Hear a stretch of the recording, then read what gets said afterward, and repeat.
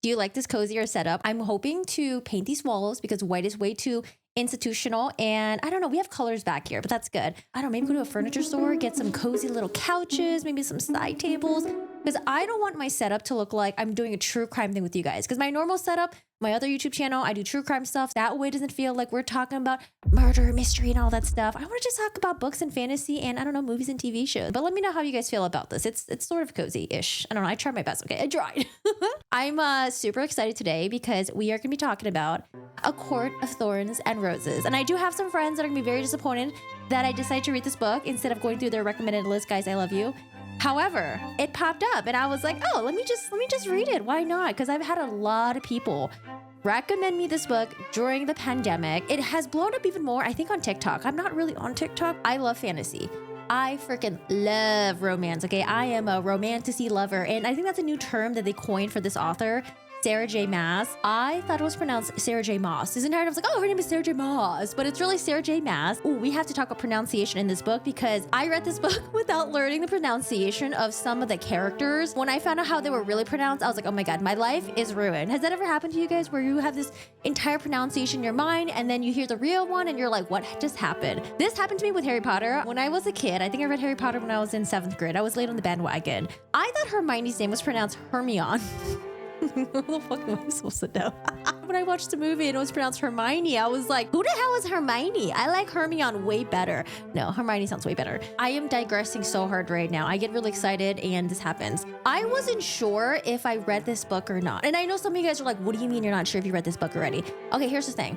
When I was reading you get like a little sample thing on Kindle, right? Or Libby. I was reading the sample and I was like, have I read this before? I don't know. This seems really familiar. Girls out there in the woods and then she has to be taken away by some like fairy lord thing and then she's got to like live in the castle. Like we all watched Beauty and the Beast, but this was not Beauty and the Beast thing. It was like, I felt like I read this already. And there was a time during the pandemic where I was on Kindle and I had the Amazon thing. You get a bunch of books that you get to read for free and I was in a romantasy phase, okay? I was bitching everything. There's a bunch of these books that came out where they pump out so many romance fantasies with fairies and stuff, with vampires, with werewolves. I read through so many of them and I think what I eventually realized was that they were taking, I don't want to say inspiration because I feel like they were just like straight up taking like stories from Hunger Games, Twilight, what's the other one?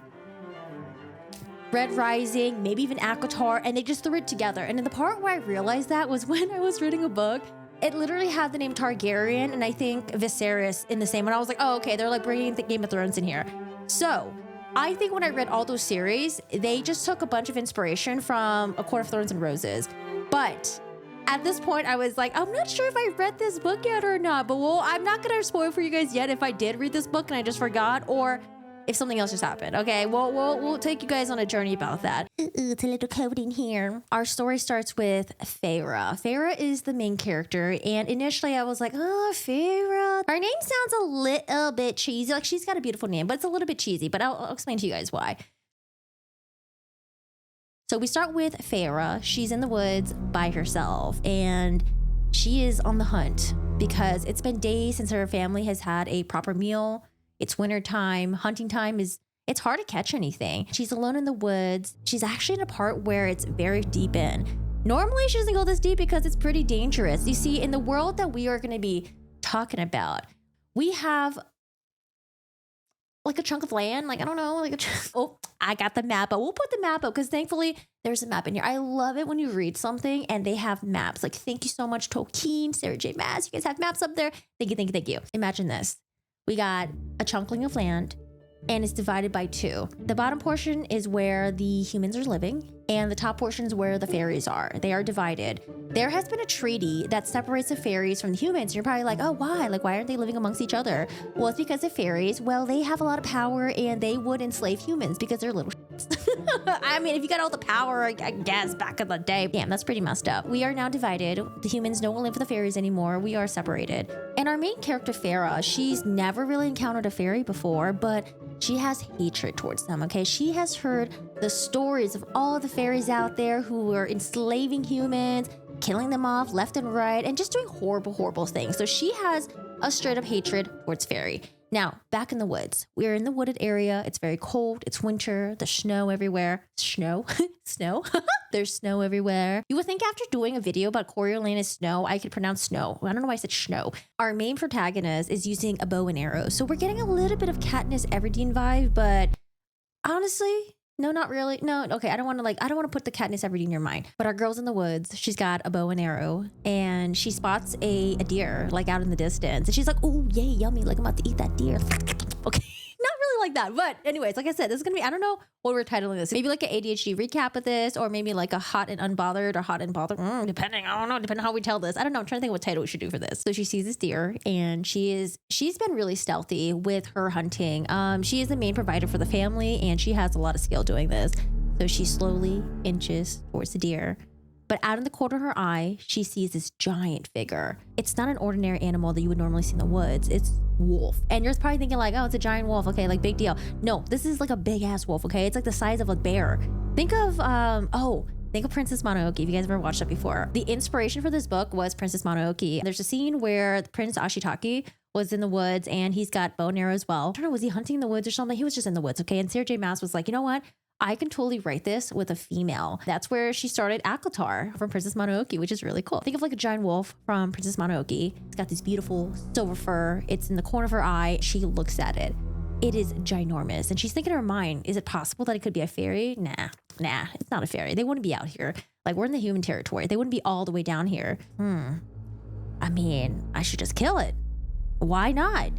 You know, if it was a fairy, it would be doing a service to my village. At least we're not going to have to worry about this wolf attacking us. Remember, Farah has a hate towards fairies. The wolf lunges for the deer, and poor deer didn't even know what's coming, okay? You would think there's a giant-ass wolf coming after you would hear that, but no, maybe deers are just clueless or something. But the wolf has got the deer in his mouth. That is when Farah shoots an arrow. There's something special about the arrow that she has, because you're thinking like, okay, like what is she hunting with, right? She's actually got something called Ashwood Arrow. There's a tale that says fairies, they hate Ashwood. Fairies, they are immortal creatures. If they're struck with anything made with Ashwood, like swords or arrows, it really hinders their healing. They can die from that. She's always got this one Ashwood Arrow, just in case, if she ever comes across any fairies or anything like that. She hasn't, but you never know, right? They're like the era that they're living in. It borders with Prythian. She shoots her arrow, it hits the wolf, and the wolf goes down. Damn, that was pretty easy. As she's slowly walking up to the wolf is just staying still for some reason. It's not thrashing or anything. It's not reacting. It's not trying to attack her, but it's still alive. So in order to make sure that wolf never gets up and attack her, she shoots another arrow straight into his eyes. But right before she shot the arrow, she could have sworn the wolf was just staring at her. Kind of weird. I don't know. Like, she's getting really weird vibes, but whatever. She takes a deer. Well, I mean, I might as well just take the wolf with me, but I can't carry it. It's too heavy. Because again, it's just Farah. Farah's just out there by herself. No one's helping her. No family members. And we'll get into why later on. She starts getting the wolf, and she takes the wolf pelt. I don't know. They get really descriptive about this scene. It's something about the steam coming out of the wolf's carcasses. She takes the wolf back and the deer, and she hauls it all the way back to her house. Like I said, she was in a very deep area of the woods. It's not like it's a 20-minute walk. It was probably like a couple hours walk. She gets to her house. She goes in, kicks off her boots. And she's sort of, well, not really greeted by her family, okay? They don't really care about her. They just care about, oh, did you bring the food? Did you get the food? Did you get some anything? We start learning about the family dynamic here. We get a little bit of a Cinderella vibes, where you have the two older sisters who don't really help out much with the house. They're, I wouldn't say they're essentially useless. Yeah, they're pretty useless, okay? They're useless. The older sister, she cares about her looks a lot. She thinks it's beneath her to, learn to hunt, to provide for the family. The younger sister, it's not like she's malicious or anything like that. She's kind of just really freaking clueless. So I have Ariel Kibble as Nesta, because I can totally see Ariel Kibble as Nesta, all right? And then we got Emily Brown here as Elaine. Elaine, honestly, I couldn't really picture anyone in my head. I was like, okay, let's just get someone who just looks kind of soft. That's who I got. We learn that, unfortunately, Farah does everything in the house, almost. Nesta was supposed to chop wood, but Nesta's like, oh no, like my nails are like, no, my nails are not good for that. You're better at it anyway, so maybe you should do that. Can you imagine? You're out there hunting food for this freaking family, and they're like, I'm not going to chop wood. I'm not going to do this. I'm not going to do, like, oh my God, like, girl, bye. Like, leave this family and just cook for yourself. But there's a reason why she doesn't want to leave this family. She's obligated to them. And then we have the father. And you guys are probably thinking, okay, well, at least she has a dad. Like, dad is probably useful, right? Now, dad is also useless as well. See, their family 8 years ago used to be extremely wealthy, or so we thought. However, the dad got into some really bad debt and the creditors came after him. They took almost everything. And not only that, they bashed his legs so badly that he is always in pain and he can't really walk. So he can't really help with the hunting. But you see, the thing is, Farrah doesn't like it that her dad doesn't even try. All right. Like, she's surrounded by all three useless people and no one's really helping her with anything. Like, when she arrived, they were like, "Oh, are you going to skin that?" And she's like, "Am I going to skin that? Like, they're not even going to help me. They're not even going to offer to help me to do any of this." I feel so bad for Farrah. So we're totally getting Cinderella vibes with her where she has to do everything. And Farrah, at least with Farrah, she knows that her family are really ungrateful. Cinderella, on the other hand, I think maybe she just did it with a smile on her face and she didn't really mind, I think. I don't know. Maybe. So we are at the next day where Farrah's going to go to town with her sisters and she's going to try to get some money out of this. She's got the deer, but they're going to eat that. They're going to make jerky out of it. But what she's got the wolf pelt. There is this mercenary there who doesn't really look familiar to the village. There are some people who come in and travel and they try to sell goods and stuff like that. And she sees this mercenary. The mercenary is this older woman. She's kind of scarred up and stuff like that. So she goes up to the mercenary and the mercenary is like, "What's your business with me, girl?" I have wolf pelt and deer hide. "Did you steal them, girl?" No, I hunted them." The mercenary looks at her and she's like, "Okay, I'm gonna buy it for you. A word of advice. Don't go far into the woods where you were yesterday. A wolf this size will be the least of your problems." Ooh, ominous. I wonder why. And then she goes to tell Farrah that she's been hearing things. Like, this mercenary, she's also hired as a bodyguard for noblemen and stuff like that. There's this one nobleman that she was working for who's leaving or something. And the nobleman was like, "Oh, you should consider leaving too because the fairies, they've been planning something. Like, something's been going down in the past 49 years, but we don't know what. So just a word of advice, be careful." So Farrah takes this in. She's like, "Okay, yeah, sure. I'll do my best." Then we get a little bit more of a background story between the humans and the fairies. So remember, I told y'all that the fairies were dipshits back then and they enslaved the humans. The humans were tired of the way the fairies were treating them and they started uprising. This huge war waged on between the humans and the fairies and it went on for many, many decades. And then at some point, they decided to come together to a treaty and separate the fairies to live in the north area, and then the humans would stay on the south side. There'll be a boundary where the fairies can't come back and enslave the humans. The mercenary is like, "Okay, well, have a good day." And Farrah's like, "All right, bye." So Farrah takes her gold and she meets up with her sisters, and the sisters are like, "Oh my God, look all the gold that you got. I'm going to buy some new shoes and cloaks and all that stuff." Now, as she's approaching her sisters, in the corner of her eye, she sees Tomas and Mandre. They've been having a thing for about 2 years now where they just, I don't know, they're like friends with benefits. Okay. They just hook up. That's it. That's all there is. There's no romance behind it. Farrah's like, I need a break from my shitty family. So let me just bang it out with you. I don't know. Okay. So her sister's like, "Oh, you're going to go see Thomas." And, they're trying to dig at her a little bit. And to get them to shut up, Farrah just gives them gold. Like, "Here, take the gold. Bye. Goodbye." And they leave her alone. And I think she does her thing with Thomas. Now, we're back at the house. The family, they're having, I want to say feast, I guess, because they haven't had, a good meal in a while. They've got the deer. They're eating it. They're so unappreciative of Farrah's hard work. And while they're in the middle of eating the dinner, they hear a giant roar. I don't know if I should be doing sound effects for this. Maybe not. I think it might be a little too unhinged.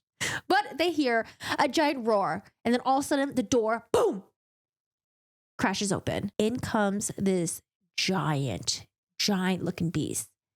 This beast had the head of a lupine, body as giant as a big old bear. And then he also had some horns as well. Now, Sarah J. Maas, I told you guys, she loved her fairy tales, okay? I see a little bit of inspiration of Cinderella. Now we get in Beauty and the Beast. So just imagine Beast, but maybe a little bit more vicious looking and maybe more, I don't know, sexier. Ew. I mean, could be. You can have sexy, furry little beasts, right? I think you can. Okay. So imagine this ginormous thing coming on into the house. And he's like, "Murderers." And everyone's like, "Hello, we're eating right now. Murderers." And they're like, "Who? What? We're not murderers. We didn't do anything." Farrah, she's up and ready, okay? I think she's already grabbed her knife at this point. She's standing in front of her family, protecting them. She's got the two useless sisters in the back and the dad somewhere back there as well. And she's ready to attack, okay? She's like, "I'm ready, I'm quick." And so the beast talks again and demands, "Who killed him?" And everyone's like, "Who? What are you talking about?" Well, probably in a very scared way, not condescending. Killed who? Killed who? The wolf. I mean, at this point, honestly, if it continues being quiet, I'm pretty sure the family would have been like, she did it, Farrah did it, she killed the wolf. But Farrah, she's brave. I did. I killed the wolf. I skinned it and I sold it at the market. Now the beast is like, were you provoked? She's like, no. I don't know why she didn't lie though. I feel like she could have just lied. But like, yeah, it was trying to come after me. But she's like, no. I don't know. Maybe Farrah's just a little too honest. Well, what if it was accidentally killed? Is there something I can do about this? There's only one thing you can do. And that one thing is to honor the treaty. She's like, fuck, what treaty? I don't know anything about this goddamn treaty. And I'm like thinking, do the humans, did they not learn their history, I guess? I guess they don't know about what's going on with the treaty. Okay, to be fair though, it has been like 500 years. So I guess I could understand why. And Farrah probably didn't go to school either. Anyway, sorry, I shouldn't be too harsh on Farrah, should I? She's our main protagonist. We gotta support her. We'll see. Treaty, what treaty? A life for a life. Well, I don't know if he said a life for a life. That sounds really unhinged, doesn't it? Oh, he did say a life for a life. Oh my God, my memory. A life for a life. Any unprovoked attack must be paid in exchange for a human life. At this point, Farrah's like, okay, I guess I'm gonna just have to die. She's trying to make sure that her family's safe. I didn't know anything about this treaty. Do it outside. Let's just do it outside. The beast starts laughing in a very vicious laugh. And he's like, well, I'll let you in on a secret. I don't have to kill you, girl, but I do have to take you, and you have to come live in Prythian with me. Prythian? I can live in Prythian? I thought humans can't live in Prythian. And he tells her that there's a treaty made that if you attack unprovoked, you either die or we drag your butt to Prythian, and who knows what's going to happen to you. And at this point, Farrah's like, I guess I'll just go to Prythian. When do we leave? He's like, now. We have to go now. Her father is begging a little bit. And he's like, oh, please, I'll offer you gold, anything you want. Farrah in the back of her mind, though, she was like, Daddy, you ain't got no gold, okay? I don't know what you're talking about. And she leaves with the beast. She trails after the beast. She gets on the horse. They go on a very arduous journey. Okay, I'm gonna say arduous. No, it's not that long, actually. It's like a 2-day journey on horseback. Actually, if you have back issues like me and butt issues, it is an arduous journey indeed. Off to Prythian with Farrah. And this is the part where I was like, oh, this is so Beauty and the Beast, because we have useless dad messes up, although in this scenario is, because of what she did. She hunted a wolf, right? And now she's being whisked away to go live in the fairylands with the beast. I was like, okay, I like Beauty and the Beast. When I was younger, Beauty and the Beast was my favorite fantasy story. I had a huge crush on Beast. I remember I had this dream about Beast when I was in second grade. And I was like, oh my God, Beast lives in my walls. One time when we left the house, I left Beast a plate of cookies as if he was like Santa Claus or something. I don't know what I was thinking, okay? I'm pretty sure my dogs, my little Shih Tzus, probably got into it and they probably got sick. Poor dogs. But anyways, back to Farrah. So Farrah is traveling with the beast, and it's a two days travel in order to get to the borders of Prythian. Oh, God. I can't believe my family, they'd even even beg. I can't believe my family didn't even say anything. Yes, the father did try to offer gold, but they didn't even try to fight it. They weren't even saying Farrah, don't go. Or most importantly, they weren't even like, hey, Farrah, I will go for you. How about this? You've been taking care of the family for so long and you're the moneymaker. You're the food provider. I will sacrifice myself and go in place of you. No one does that. And Farrah's kind of like, damn, that kind of sucks. All right, I think I'm getting a little bit ahead of myself. Let's go back to Farrah and Prythian for a little bit. Now, Prythian to Farrah was almost like a death sentence at this point. She's heard nothing but bad things. The fairies, they've been doing nothing but enslaving humans for a very long time. And there's a reason why there's a treaty in place. So Farrah's like, man, if I'm going to go to Prythian, what am I going to be doing there? Am I going to be a slave? What are they going to do to me? She's thinking about all these horrible things that's going to happen to her. We finally get to the border of Prythian, and she enters in with the beast trailing behind her. And she looks around and she's like, oh, well, this place is, it's actually it's kind of nice over here. Because where she was at, it was winter season, things are kind of gloomy, and she's in this area now where it looks like it's spring season. There's green grass everywhere. There's beautiful flowers. And then they soon arrive at this giant estate. Whenever we have a story where we are arriving at some really awesome new place, I love being so descriptive about it. Entering in, there's a giant estate and there's this beautiful garden. There are roses everywhere, different types of flowers. It's beautiful, lush, colorful, what did I say? Colorful? Cauliflower? Colorful. And as she enters in, she realizes it's pretty quiet. There's no one here. Just her and the beast trailing behind her. And so they enter into this ginormous mansion. And as they get in, she sees the floors are white and black, marble checkered. There's this giant, like, sweeping staircase, a bunch of corridors leading to different rooms. Out in the back towards the house is this ginormous glass door where she can see an even grander garden back there. The front was crazy. The front looked beautiful, but the back looked, oh my God, like she was looking back there. She was like, oh, that looks really good over there. In my head, when I was reading this, y'all, I could not help it, but I was thinking, oh, is this like Kris Jenner's house? Have y'all ever seen Kris Jenner's house? I swear to God, she has white and black marble checkered floors. She's got that staircase. And I swear to God, we're like, okay, we're at Kris Jenner's house right now. Let me just show you a picture of Kris Jenner's house, okay? So you guys know what I'm talking about. And I haven't looked at the picture yet. So if it doesn't look like it, then I might not include it. Or I'll just include it and make it look like I'm stupid right now. Does it look like Kris Jenner's house? That's what I'm thinking. Okay. Except no Kardashians. Okay. We're in fairy tale land right now. Okay. I'm sorry. Let me bring you guys back into fairy tale land. Let's get out of reality. So Farrah walks in and they enter into the room. Oh, at this point, I think the Beast is leading her because how would she know where to go? The Beast is leading her into this room. It is a dining room. There's a long, ginormous table with food on top of there. Now, remember, Farrah, she's been hunting her own food. She's been eating squirrels, maybe deer, whatever they can find. Probably even like rabbits and like birds too. I don't know, do people eat birds? Probably do, right? But like on this beautiful dining table, there is so much food in there.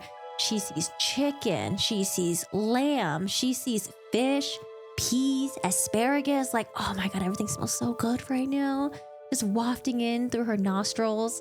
And she's trying really hard to play it cool because, you know, like she's in a really tough situation where she's being dragged into this beautiful manor, okay, leaving behind her not so wonderful family. And she's like trying to play it cool because she's been displaced. And she doesn't like fairies. All of a sudden, the Beast shapeshifts into shapeshifts. All of a sudden, the Beast shapeshifts. I can't say that word. Shapeshift. All of a sudden, I can't say it. All of a sudden, the Beast just plops into the chair and turns into this golden-haired man. I love getting book descriptions on characters. We have this man. He's got beautiful golden hair. You can see his nice, strong jawline, his lips. However, you can't see his eyes. You can't see his nose. And you're probably thinking like, why can't we see nothing? Like, I want to know what the eyes and everything look like. I mean, we know he has green eyes. That's all we know. But we can't really see the shape. We can't see the brows because his face, 50% of it is covered by this mask. And when I was trying to find, I don't know, something out there on the internet that looks like this man, I found this guy from a very old anime. And honestly, I think it fits. I think it fits. I mean, the mask is different, but I think it fits. Okay, if you don't like it, ignore it then. Ignore it. But the man plops in the chair and he's like, eat. Farrah's like standing there and she's like, again, she's trying to keep her cool. I can't eat this. This is fairy food. Like this is poison for me. Okay, fine, whatever. Don't eat then. Now, Farrah at this point is thinking, okay, this man here, he must be like high fae because he's living in this beautiful house. I mean, he looks really handsome. I don't know. Like, do you have to just be handsome in order to be high fae? Like, can you not be like a non-handsome person? I don't know. Can you? And you know, high fae, they're considered the nobles in the fairy world. Now, all of a sudden, someone comes busting into the door, and it is another man that says, well, is Andres dead? Oh, wait, hold on. I have to do the voice, right? Well, is Andres dead? Yeah, he's dead. She killed him. Killed him with the ash arrow. The red-haired figure looks towards her. Now, this red-haired guy, he also looks like high fae as well. I guess because he's really handsome, maybe. That's, I don't know. I guess, like, if you're handsome, you're high fae. If you're not, you're not, I guess. This redheaded man that just came in, he's also wearing a mask as well, and his is in the shape of a fox. And so you're probably thinking, why is everyone wearing a mask? I don't know. Maybe they just like got done doing a masquerade or something, possibly. So this man comes in and he's like, this scrawny thing took down Andres. Golden haired man is like, the treaty led me right to her door. The redheaded man looks very unhappy, looks at her with disgust. Oh, by the way, if y'all played Baldur's Gate, you will soon find out that this redheaded man, I think, I could totally get Astarion vibes, okay? If you played Baldur's Gate, I know Astarion does not look like this redheaded man. Just pretend, use your imagination. He's got Astarion personality all the way through. Redheaded man looks at Farrah and was like, did you enjoy killing him? Did you enjoy killing my friend? The gold-headed man interjects and says, Lucian, behave. So now we know, okay, we have Lucian now. I like collecting names as we read the book. Farrah at this point is taken away by a servant.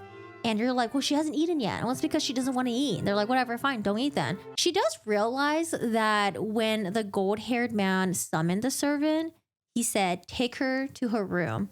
Oh, thank God it's a room. Okay, not a dungeon. Because remember, at this point, Farrah doesn't know what she's going to be doing this giant manor for these vicious like fairies. What are they going to slave her? What are they going to make her do? She doesn't know anything, right? She's being led by the servant, and she finds out the servant's name is Alice. Or I think it's Alice. I pronounce it Elise in my head. I think Elise sounds better, but I think it's pronounced Alice. We'll go with Alice. Now, Alice in my mind, honestly, I was going to do Mrs. Teapot because Mrs. Teapot is kind of like the motherly figure in Beauty and the Beast. But Mrs. Teapot's personality does not fit Alice. I think the best person that fits Alice is this woman right here, which I love. You guys haven't already? Watch The Bear. Okay, it's on, I don't know, just watch The Bear. The woman that's in it, Tina, I totally get Alice vibes, like the sassiness, like, anyways. So that's who I got in my mind, not Mrs. Teapot. I'm sorry, Mrs. Teapot. Sorry. But you don't fit Alice at all. Alice takes Farrah into the room, and Farrah walks in, and she realizes, holy, my bedroom is bigger than my cottage, the house that I lived in. This place is huge. It's so ornate. It is quite beautiful, actually. The walls are a beautiful green. The moldings are gold. And there's little intricate designs on the walls. It's also gold as well. So I'm like, oh, that sounds really pretty. Now, I think we get like, I'm getting Mulan vibes here because I think Alice gives Farrah a bath. Remember that scene in Mulan where she was getting ready for her matchmaking thing and they like are giving her a bath and doing her hair?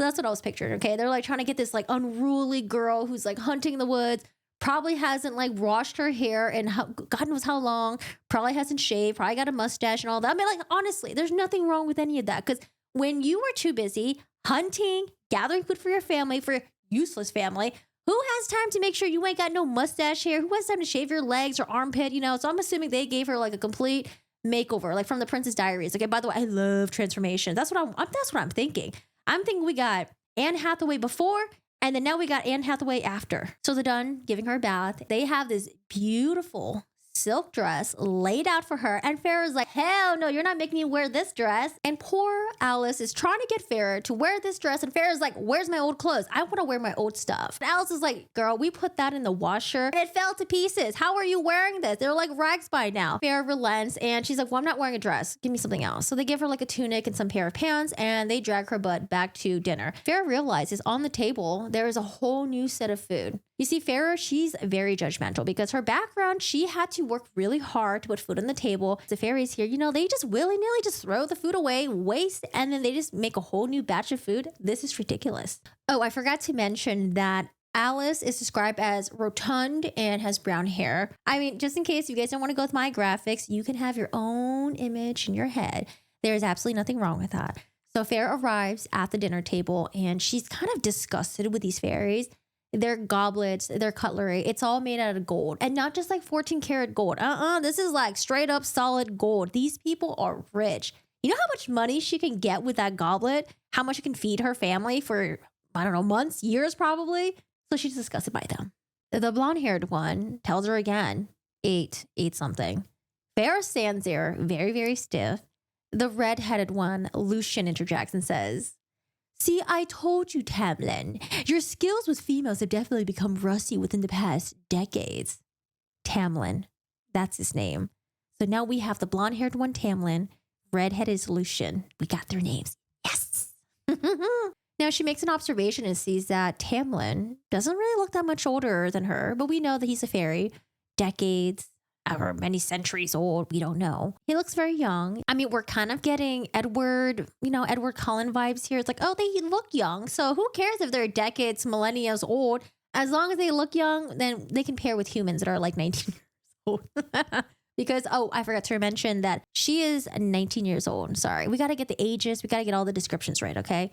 19 years old, and she's standing there. Hamlin gets up, grabs her plate, and just starts piling on all this food. Gets the chicken, gets the asparagus, whatever that's on there, the bread, all the sauces, and he just throws on, here, eat it. Now, while he does this, he does try to compliment her and he says, you look better than before. Your hair is clean, I guess. And Farrah's thinking, is he trying to compliment me? Why is he trying to compliment me? So weird. You know, I think this line, didn't it come from Beauty and the Beast? I could have sworn Beast tried to compliment Belle. He made like a really awkward compliment saying, your hair looks clean. Like, thanks. Honestly, if someone told me my hair looked clean, it would be a huge compliment because clean hair means non-oily hair, okay? It means like your hair looks pretty good. It doesn't look oily. It looks like not a hot mess. Because for me, I hate oily hair. And I be rocking that oily hair sometimes when I'm on day 3, day 4 of not shampooing my head. So if someone ever says, hey, your hair is clean, I'm like, hey, that's awesome. Thank you. Farrah responds and says, so you're high fae? And Lucian looks over at Tamlin and I'll let you answer this one. Tamlin looks kind of uncomfortable. Yes. So we know that they're part of the high fae. These are the lords of the fairies. Farrah says, so am I not your slave? We don't keep slaves here. Oh, okay. But I mean, could I go back to my family, please? Like, I really need to go back to my family. My family, they're starving. Tamlin looks at her with annoyance. Your family's alive and well taken care for. You think so low of fairies that you believe I take away their only source of income and nourishment and not replace it? So Farrah's a little bit confused at this point. Don't worry, your family, they are well taken care for. She's really confused and she's just not really convinced. Is she really going to trust this fairy? She keeps asking and says, is there no loophole to this treaty? No. And if you try to leave, you can. You can go to wherever you want in Prithian. However, if you ever leave Prithian, your family will no longer be taken care of. This makes Farrah feel a little bit better. I mean, she's not sure if the fairy is telling the truth or not. She gobbles down her food. She eats it really fast. And she actually tried to get more food, but they stopped her because they're like, you're going to blow up, girl. Like, chill out, okay, with the food. Now, this meal that she had has been the best meal she's ever had. Like, oh my God, I just imagine like this delicious like Thanksgiving meal, like, oh, getting all the sauces, the breads, the meat, and all the desserts as well. So she's about to get up and excuse herself because she's trying to get the heck out of there. Okay, she doesn't want to be with these fairies any more than she really has to.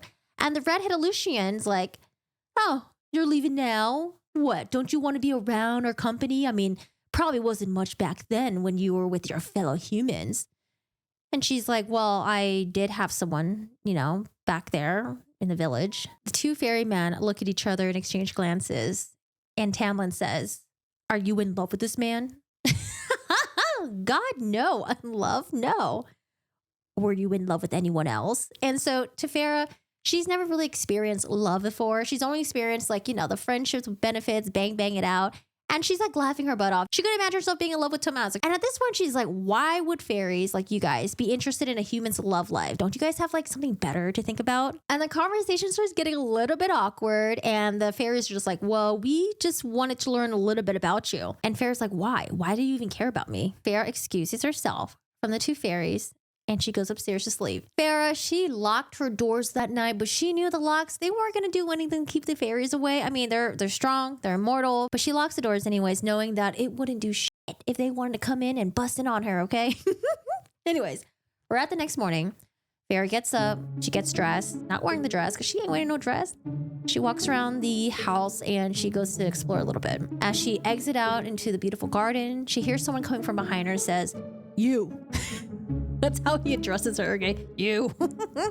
She turns around and, it's Tamlin, the blonde-haired one. Tamlin's a little bit awkward, and Tamlin's like, do you want a tour or anything? And she's like, no, I'm good. I don't need a tour. I thought I could roam around freely. Am I under house arrest or something like that? She's got an attitude problem. He's like, no, you can do whatever you want. Whatever. She's like, maybe I can get a little bit of information from him. What was your kind doing beyond the walls anyways? I thought the treaty made it so you guys couldn't cross over. The treaty only allows for us to not enslave you humans. Oh, then why were you guys over there? Well, there's a blight, a sickness that took most of our powers away. It's the reason why we're stuck in these masks. And at this point, I'm like, damn, this guy is like dropping in so much information.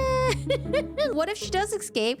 And what if she tells the humans about this? Okay, but anyways, maybe they're just confident that she's gonna not run away. Okay, but that doesn't explain why your friend was down there. He was down there looking for a cure for all of this. Oh, it's just like Beauty and the Beast. Beauty and the Beast, there was that curse, remember, that was placed on the prince and his household. He was turned into a beast. Everyone was turned into like household objects, except this one, everyone's just wearing a mask because it is a romantasy, okay? We don't want objects and we don't want Farah having dirty deeds with a, I don't know, a candlestick or anything like that. We like the mask idea. We like the mask idea. Now, Tamlin tells Farah that the reason why Andres, the friend wolf, the reason why he was over there was because he was looking for a cure. Oh, She doesn't really feel bad at this point yet. No, she's like, okay, I killed the wolf, whatever. I need to do what I need to do, okay? He tells her that the land has been sickly for the past 50 years. They needed to find a way to lift this blight from their lands. And Farah's like, oh, okay, bye, see ya. And she does her own thing and explores around the grounds. Now, she realizes that dinner time is when they're all going to congregate. She can do whatever she wants for breakfast. She can do whatever she wants for lunchtime, but dinner time is when she has to sit there with Tamlin and Lucien and dine with them. This really sucks. But you see, us readers, you and me, we're like, oh my God, we get to dine with these two handsome fairies. Heck yeah. Fairies, shut up.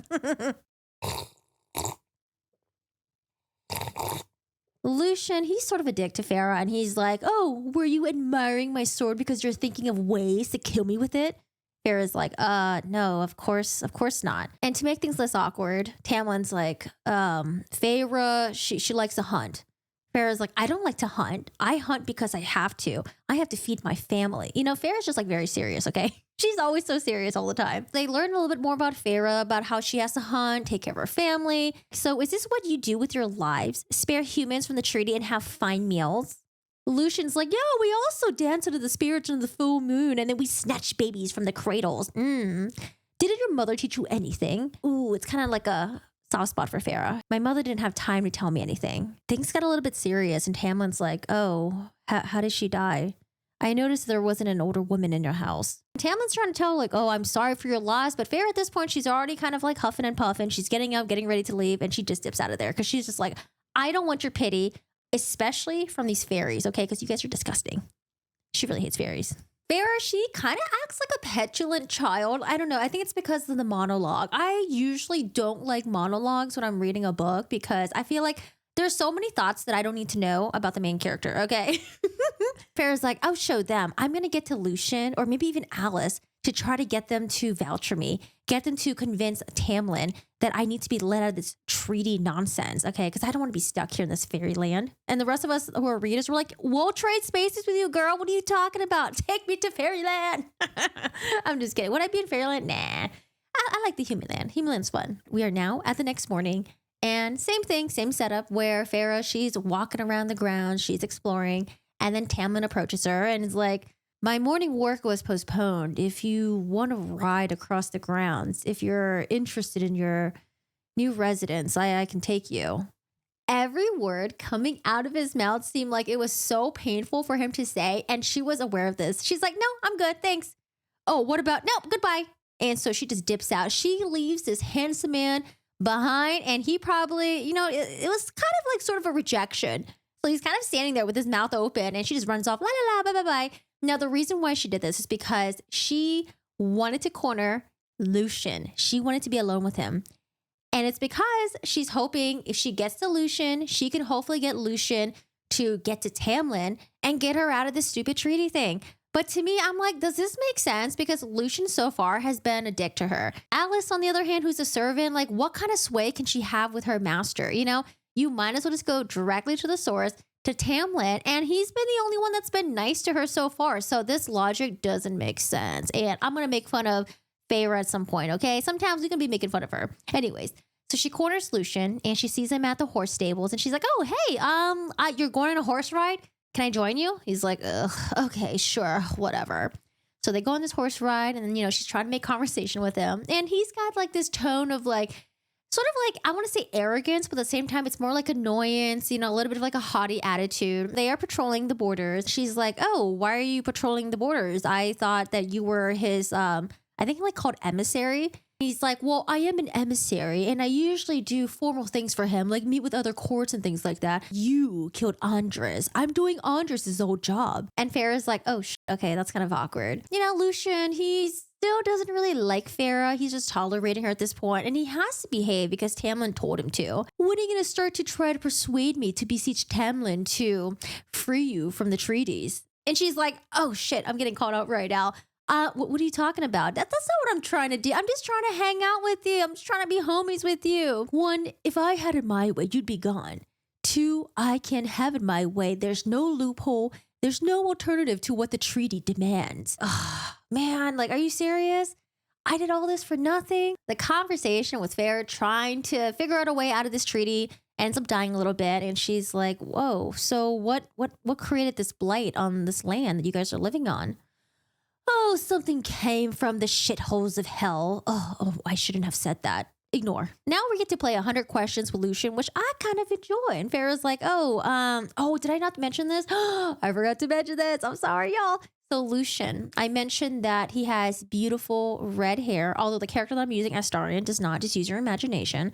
But Lucien is wearing a fox mask, which I mentioned. However, I didn't mention he had a large gaping scar just going down below his eye out towards maybe like the mouth area, like his cheeks area.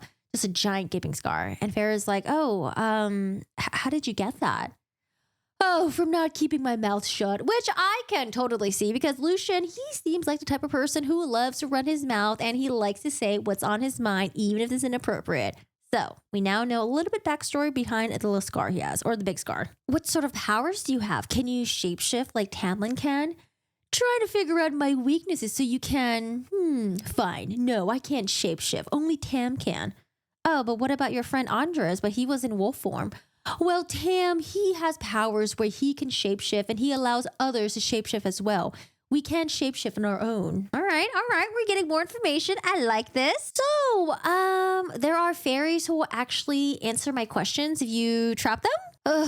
Yes, the surreal. They're old, they're wicked, not worth the danger of going out to find them unless you're stupid enough to go look for them. So Farrah, she's like, okay. I mean, I'm not going to go out looking for them, but you know, we all know what Farrah's going to do. As they're having their conversation on their horses, Farrah feels like there is something off. Something is off about this. She quickly grabs her bow and she draws it. Lucien's like, put your bow down. Put that damn bow down, human. And just looks right ahead. She puts her bow down. Don't react. No matter what you feel or see, don't react. Just stare ahead. This is when Farrah starts feeling a huge coldness just coming over her. This silence, this coldness. I'm like, oh, okay. Like Dementors, I guess. Honestly, we are seeing a lot of inspiration for Sarah J. Maas, and I could totally see the Dementors at this part. You know, it gets like really cold, it gets really like smoky and foggy all of a sudden. And she's trying to do exactly as what Lucien is telling her. She's trying to stare straight ahead, not react. But she hears this like voice whispering to her. And it's not Lucien, because Lucien was whispering. This voice is saying, I will ground your bones. I will ground your bones. Look at me. And she's trying so hard to ignore this. Look at me. I will ground your bones. She's trying so hard to ignore it because whatever it is, it's not good. Look at me. Look at me. Look at me. So I don't know how long this happens for, but at some point, I guess it just gives up. It's like, okay, no one's looking at me. God damn it. I love attention. No one's looking at me. No one's paying attention to me. So at some point, it dissipates and she's like, what the fuck was that? Oh, it was a bogue. And honestly, I don't know how this is pronounced. It's B-O-G-G-E. Bogue, boggy, bug. I think it's bogue. I think bogue sounds better. Oh, it's a bogue. As long as you don't acknowledge it, it won't kill you. Ooh, a shiver went down Farrah's spine. She's like, okay, thank God that's over. They take their horses back towards the manor and then they join Tamlin for dinner. And remember, Tamlin's sitting there and he's like, oh, what is Farrah doing with Lucien? Why are they walking in together? Last I saw, Lucien hates her and she probably hates him, but they're coming in together to dinner. That's kind of suspicious. So Tamlin's like, where have you two been? Oh, we went on a horse ride. Yeah. And remember, she was the one who blew him off earlier because he was trying to invite her, like, hey, I can take you out to see the grounds. She's like, no, I'm good. I want to be alone. Bye. And then Tamlin's probably like, okay, so you don't want to hang out with me, but you went out to go hang out with Lucien. Something is not right. What is going on here? Before it gets any worse, Lucien interrupts the conversation and was like, we saw a bogue. And Tamlin's like, a bogue? So he quickly gets up and he dips out. Farrah's like, oh, where did he go? He's going to go hunt the bogue probably. The night ends there, but things get a little bit interesting because for some reason, Farrah's a little bit, she's like, oh, where is Tamlin? He's not back yet. He's still out there hunting the bogue. I'm not worried about him, but man, he's not here yet. It's a little bit off. And as she's about to head to bed, she sees a shadow outside of her window. And she looks back, does a double take, and she's like, I could have sworn I saw my dad. What was that? She looks back again. There it was. In the middle of the garden was her father. Her father had came to rescue her, and she thought, oh my God, my useless daddy is here. Like, I thought he wasn't going to come after me. I'm so glad. I'm going to get all my shit. I'm going to steal some stuff because, there's a lot of good stuff here that I can sell for gold and support my family. So she starts wearing layers on layers on layers and starts grabbing all this stuff, and she climbs out the window like she's Rapunzel. I don't know. She just climbs out the window, okay? I think there might be a trellis of some sort that she climbs on. So she goes out. She sees her father moving, and for some reason, he's walking away from her. Maybe he's showing me where to escape to. Maybe he's got a ship somewhere. Like maybe the family's safe. So she's trying to run after him. But as she's going after him, she's like, wait a second. My father has that knee injury. How the hell is he walking so smoothly? How is he running, actually? Hello? But she's like, whatever. She's going after the dad. And all of a sudden, when she's in the garden, running after her father, she feels a yank pulling her arm back. She turns around and she realizes, oh crap, it's Tamlin. She is in trouble because it looks like she was trying to escape. My father's here. My father's here he's here to take me away. So we learn that Farrah, she's pretty brutally honest. And Tamlin's like, weren't you warned to keep your wits about you? My dad is here. Like, I have to go home. I have to go take care of my family. Like, he's here. He's here to rescue me. Look again. She turns around, looks again, and she sees a perfect rendition of her father. But then she realizes, oh, something's off, actually. This is not my father. Who is this? Turns out it's some other fairy out there that's just playing mind tricks with her. And it's some sort of like a shapeshifter thing that I think just like grants you what you want the most, maybe? Tamlin tells Farrah that whatever that thing was luring her in, it would have devoured her. And not only devouring her, but it would do it slowly, painstakingly slowly. And Farrah's like, well, what do you expect? I need to go back to my family. Now, Tamlin, he gives it to her straight up. He tells her, your family is well taken care of. As a matter of fact, they're better cared of than when you were there. But it kind of breaks her a little bit. Like, damn, Jesus. Damn, Tam, like, way to break the news to her. But he tells her that her family is fed and comfortable. And she's like, fed, comfortable. I mean, I guess at this point, that's all I really cared about. Now, the reason why Farrah is so gung-ho about taking care of her family, it's not only because she loves them and, even though they're ungrateful little shits, but before her mom died, I don't know why her mom did this. Like, what a way to guilt trip your kid. But the mom made Farrah make a promise that she will take care of the family no matter what. And I'm like, why Farrah? Like, she was a 9-year-old girl. She's the youngest. Why not tell that to the dad, the 2 sisters? Maybe the mom knew how useless everyone else was and saw something in Farrah, but she was only 9 years old at the time, okay? Like, hello? Wait, actually not 9. Sorry. It was 9, 10, 11 years old. So you get this 11-year-old and you tell her, okay, daughter, I want you to take care of the family no matter what. And that's why Farrah felt like she was so bound to her family, which is, I think, is so screwed up. But anyways, now I love it when we get a little bit of lore behind these mysterious characters. We learned a little bit about Tamlin. Apparently, he was not supposed to be taking care of this giant land that he's on right now. It was actually supposed to be his father, his brothers, and he was actually raised to be a warrior, hoping to serve his father. However, something happened to his family and he's in charge of running the lands. Farrah kind of feels for him because she's like, oh, like same thing sort of happened to me with my family. This was just thrown onto me even though I didn't want it. And we're starting to get a little bit of sympathy from Farrah for what she did to Andres. She apparently has this nightmare when she had to relive killing Andres all over again. And she wakes up, she's sweating and she couldn't sleep. And she's like, you know what? I need to get up for a midnight snack. And we're like, oh, midnight snack. Who we're going to run into? So Farrah gets up, she's roaming the hallways and she runs into Tamlin in beast form. Tamlin's got like blood coming from him. Apparently at this point, he's already defeated the Bogue, you know, the mentor thing that they ran into a couple days ago. Oh, do you have any place, you know, you have like an infirmary or something like that? Ugh, yeah, sure, let's go. And we're like, okay, I'm pretty sure I remember this in Beauty and the Beast where Beast came in and he had this injury. Belle was like, oh, I'll treat you. And she like bandages him up. I don't know, this is like so like K-drama too, okay? We're getting K-drama vibes. So she bandages him up. We get a little bit of interaction between the two of them, you know, like Farah is softening up a little bit. We have Tamlin, who is starting to see that maybe Farah doesn't hate us so much after all. One morning, Farah wakes up and she's making her way over to the dining room. Now, as she's going down there, she hears voices, sort of, I don't know, like sort of yelling, sort of not. They're talking to each other a little bit aggressively. She realizes it's Lucian having a conversation with Tamlin. And so, you know, Farah's kind of like all of us. You know, we were a little bit nosy here and there, and she decides to eavesdrop a little bit. She takes her ear and she puts it against the door, and she hears, "By the cauldron, Tam, there isn't much time. You're just sulking and glowering. It was a mistake from the start, and after what my father did to their kind, I don't want to follow in his footsteps. Oh, for someone with a heart of stone, yours is certainly soft these days." At that point, they realize that she was eavesdropping. Of course, you know, Farah's trying to play it off. She's like, "Oh, hey guys, what's for dinner? What are you guys eating there? What we got? We got turkey. Okay, that looks pretty good over there." And they're just like, girl, we know what you were doing. We have a cute moment between Tam and Farah where Tam's like, "Oh, have I ever shown you the Grand Library before?" And she's like, "Oh, let's go take a look at it." So he takes her to the library and he realizes that she doesn't know how to read. You see, even though she came from a wealthy family, like 8 years ago, her mother never took the time to hire a governess to teach her anything to read or write.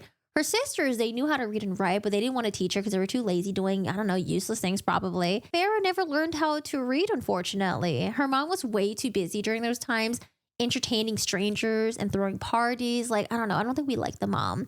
But with Farah, she felt really ashamed that she didn't know how to do this. And even more so that she doesn't want these fairies, you know, Lucian, Tamlin, to make fun of her, to say things like, "Ugh, of course, typical ignorant human, doesn't know how to read or write." But Tamlin, he's not going to make fun of her. Tamlin's sort of a nice guy. Tamlin's like, you know, I know it's a shortcoming and you were too busy taking care of your family. If you like, I can teach you how to read and write. And, you know, Farah's like, "No, I'm good. I don't need it."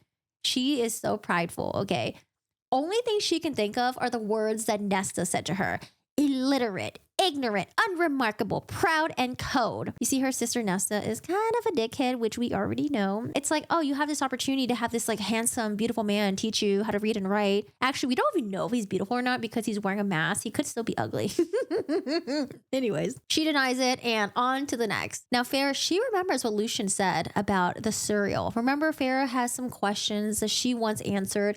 And none of these dodgy fairies, they're not answering any of the questions. She appears in the front doors of Lucian's room and Lucian detects her. He's like, "Come in, what do you want?"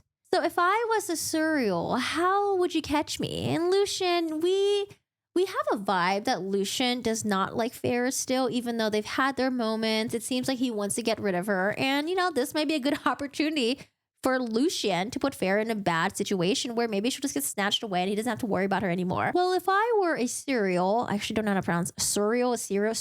I have no idea how to pronounce this, guys. I'm so sorry. Well, if I were a cereal, I would be attracted by raw chicken and maybe a double snare would be able to catch me. I'll be conveniently hunting, you know, near the area. And with my superior hearing, I might be able to hear a scream and mayhaps I will come and rescue someone who might be attacked by cereal. Who knows? Maybe. So Farah's like, "Okay, thank you. Cool." Now she goes to the kitchen staff and she's like, "Hey guys, can I get some raw chicken, please?" You don't want it to be cooked? "No, I just want raw chicken. I love my chicken raw."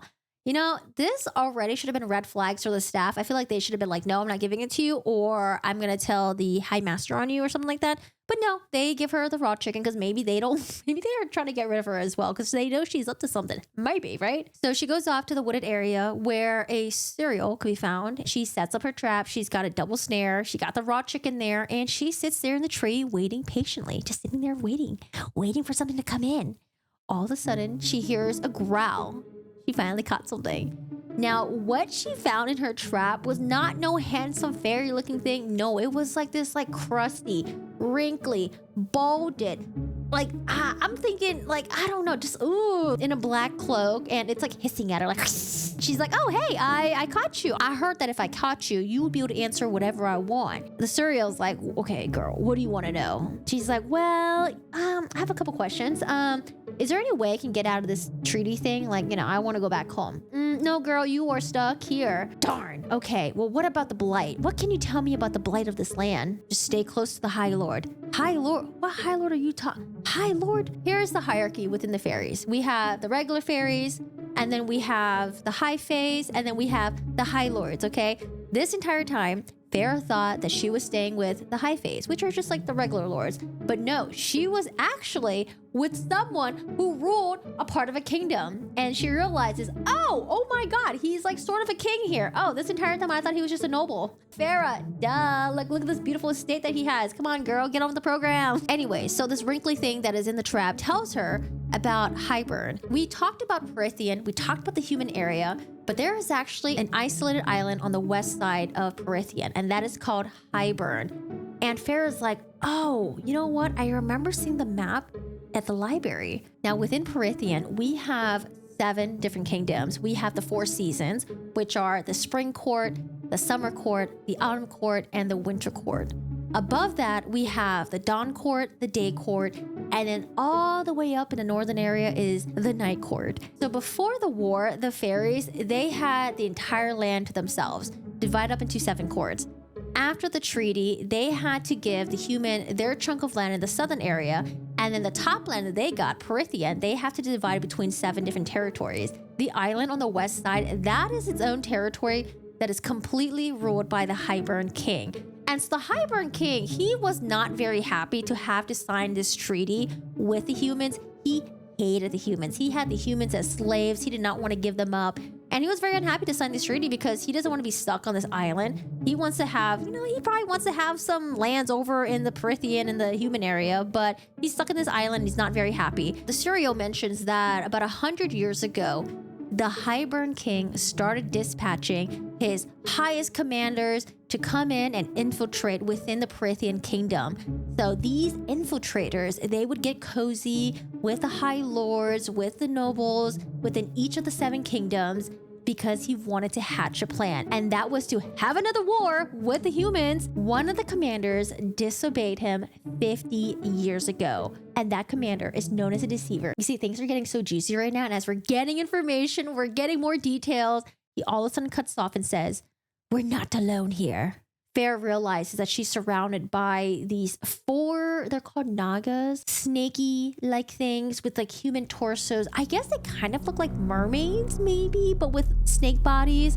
And so they are coming towards her, and they smelled the raw chicken apparently, and the cereal being caught. They're out there to do some nom nom nom nom nom nom nom. And so the cereal is like, please, like free me, free me. Farah draws her arrow. She can actually just dip out of there and just run, and the cereal would just be left behind as bait. But Farah, she decides to let go of her arrow, and she frees the cereal. And then she yells out the loudest scream she's ever yelled before, hoping Lucian will be true to his words and come to her rescue. She starts running and running and running. But before that, she was actually able to dispatch one of her arrows and kill one of the little snake naga things. 1 down, 3 to go.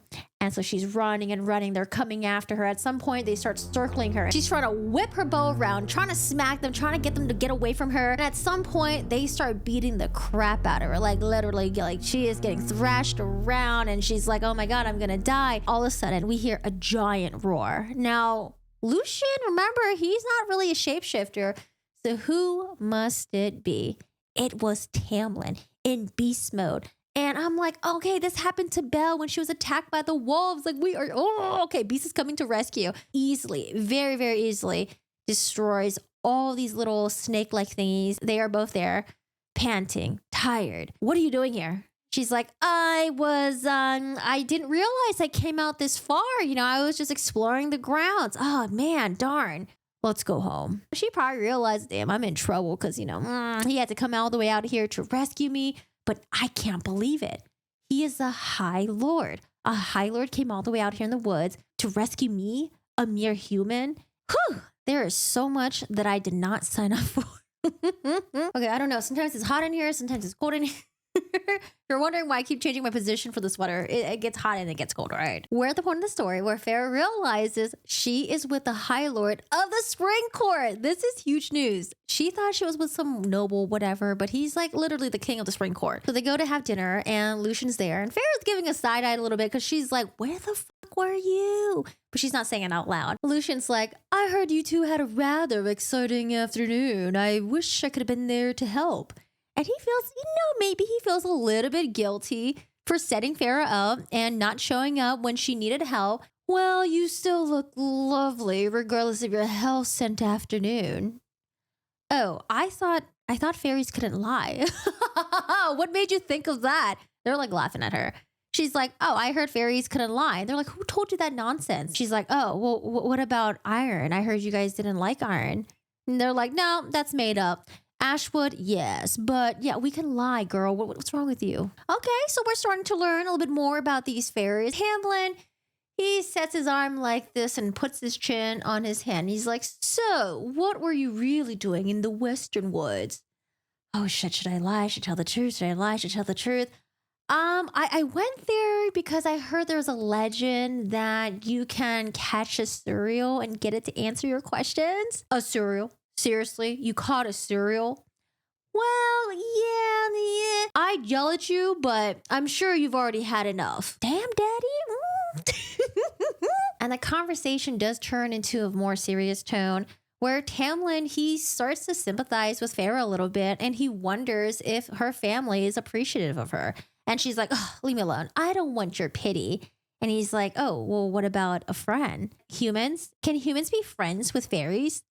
Well, they were 500 years ago. As a matter of fact, fairies fought for humans. Really? They did? Because remember, all that Farrah knows are that fairies were fucking horrible to humans. They enslaved them, they killed them, blah, da, da, da, da, da. And we do get a little bit more lore about Tamlin. Apparently, during the 500-year war, he was around. So we now know, okay, he's at least 500 years old. Damn. But Tamlin says that he was a child back then and he would have never wanted to enslave the humans. He would have wanted to set them free. He felt like his family were fighting for the wrong side. Apparently, his family were not really the great. Okay, they're just horrible people, okay? And Tamlin, he's going to reassure Farrah over and over again that, don't worry, your family's safe. And as a matter of fact, they might not remember what happened. And Farrah's like, what do you mean? What are you talking about? And he's like, they actually don't remember that you were taken away. They think you're with some rich aunt somewhere. And she's like, what kind of magic did you pull there? Apparently, it's called glamour, where fairies can influence the human's memories into thinking something else. So it seems like some sort of like fairy magic manipulation. And Farrah's like, oh, you glamored my family? She felt a little bit bad because she's like, oh, did they just like forget about me then? Oh, damn. But she sort of feels a little bit better. And she quietly says, paint. If it's not too much to ask, I'd like paint. Tamlin's like thrown back by this. He's like, oh, you like art? You like to paint? Sure, whatever you want, anything, canvas, brushes, I'll get them for you. Well, I'm not really good, but I promise not to make a mess. A mess? I don't care if you make a mess. Do whatever you want. And so we're like, okay, things are starting to develop between Tamlin and Farrah. We'll see what happens to Lucian because Lucian did try to perhaps try to kill Farrah. One of the nights, Farrah was sleeping and she was awakened by this loud noise downstairs. So she's waking up. She's trying to figure out what's going on. She goes downstairs and she sees Tamlin coming in with this bloodied fairy body. And from what she can tell, she sees that the wings, he kept saying, my wings, she ripped my wings. She took them away. As Tamlin lowers the fairy's body onto the table, Farrah can see the gruesome scene in front of her. The wings have been ripped away, and not just ripped away, but almost as if it was like cut in like jagged edges, like it was very uneven. She ripped my wings. Farrah looks at Tamlin and was like, is there anything you can do? Can't you do something about this? Lucian appears, and Lucian, at the sight of everything, he ends up vomiting into the corner. This is beyond my magic. He's too far gone. There's nothing they can do for this poor fairy, and Farrah feels really bad. She takes the hand of the fairy, and remember, she hates fairies, but she has so much empathy for what's going on right now. She takes the fairy's hand and she's like, I promise you'll get your wings back. I promise. And the fairy's like looking at her very weakly. And he's like, you promise? You promise I'm going to get my wings back? Yes, I promise you will.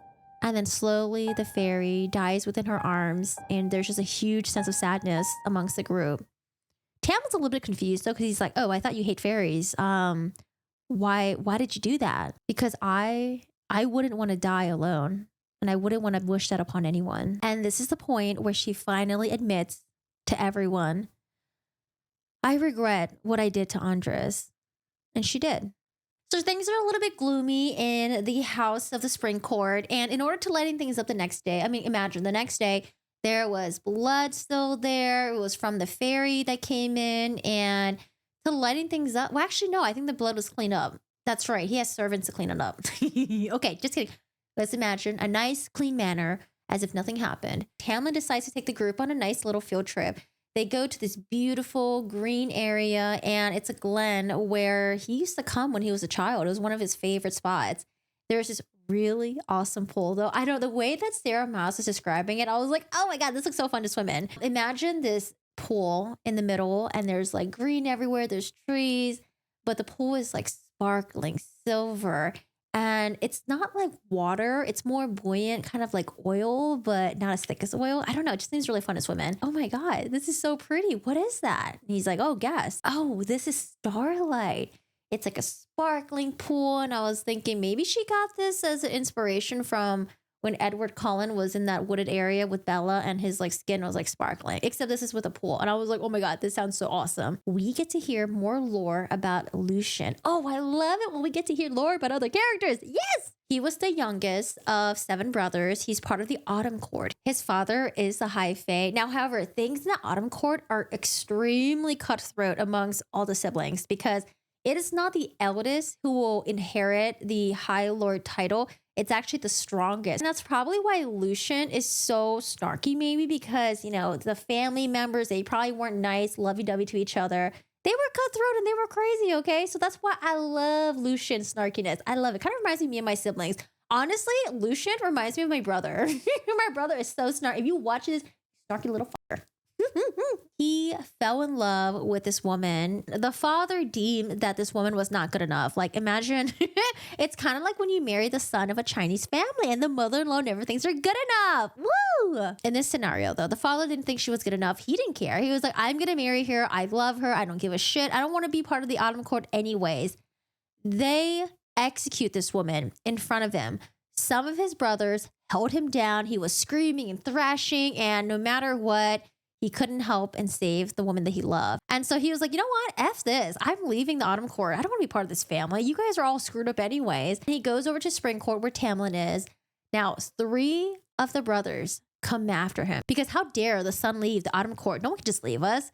So they came after him to either, I don't probably kill him or take him back. And out of the 3 brothers, only 2 made it back. Wait, what happened to the other 2 brothers? Oh, well, I killed one and Lucien killed the other. Damn, that is pretty hard. That's pretty... Killing your siblings like that? I don't know, man.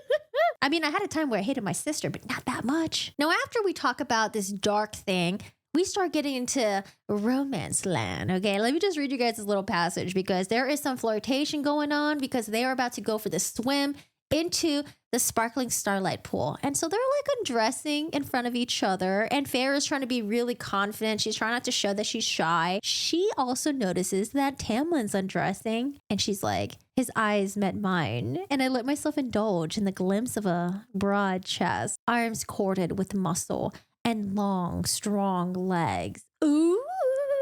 And then like the romance dies again and we talk about more family trauma stuff, okay? Since you're trauma dumping about Lucien's, actually, hold on a sec. He was trauma dumping about someone that wasn't him. Oh my God, are you allowed to do that? Since you're trauma dumping about Lucien, I guess I will trauma dump about my family as well. You see, 8 years ago, we lost everything. As a matter of fact, for 3 generations of my family, everyone thought we had money, but we were just in more and more debt. And my father was trying to come to a solution where he can absolve himself of all the debt.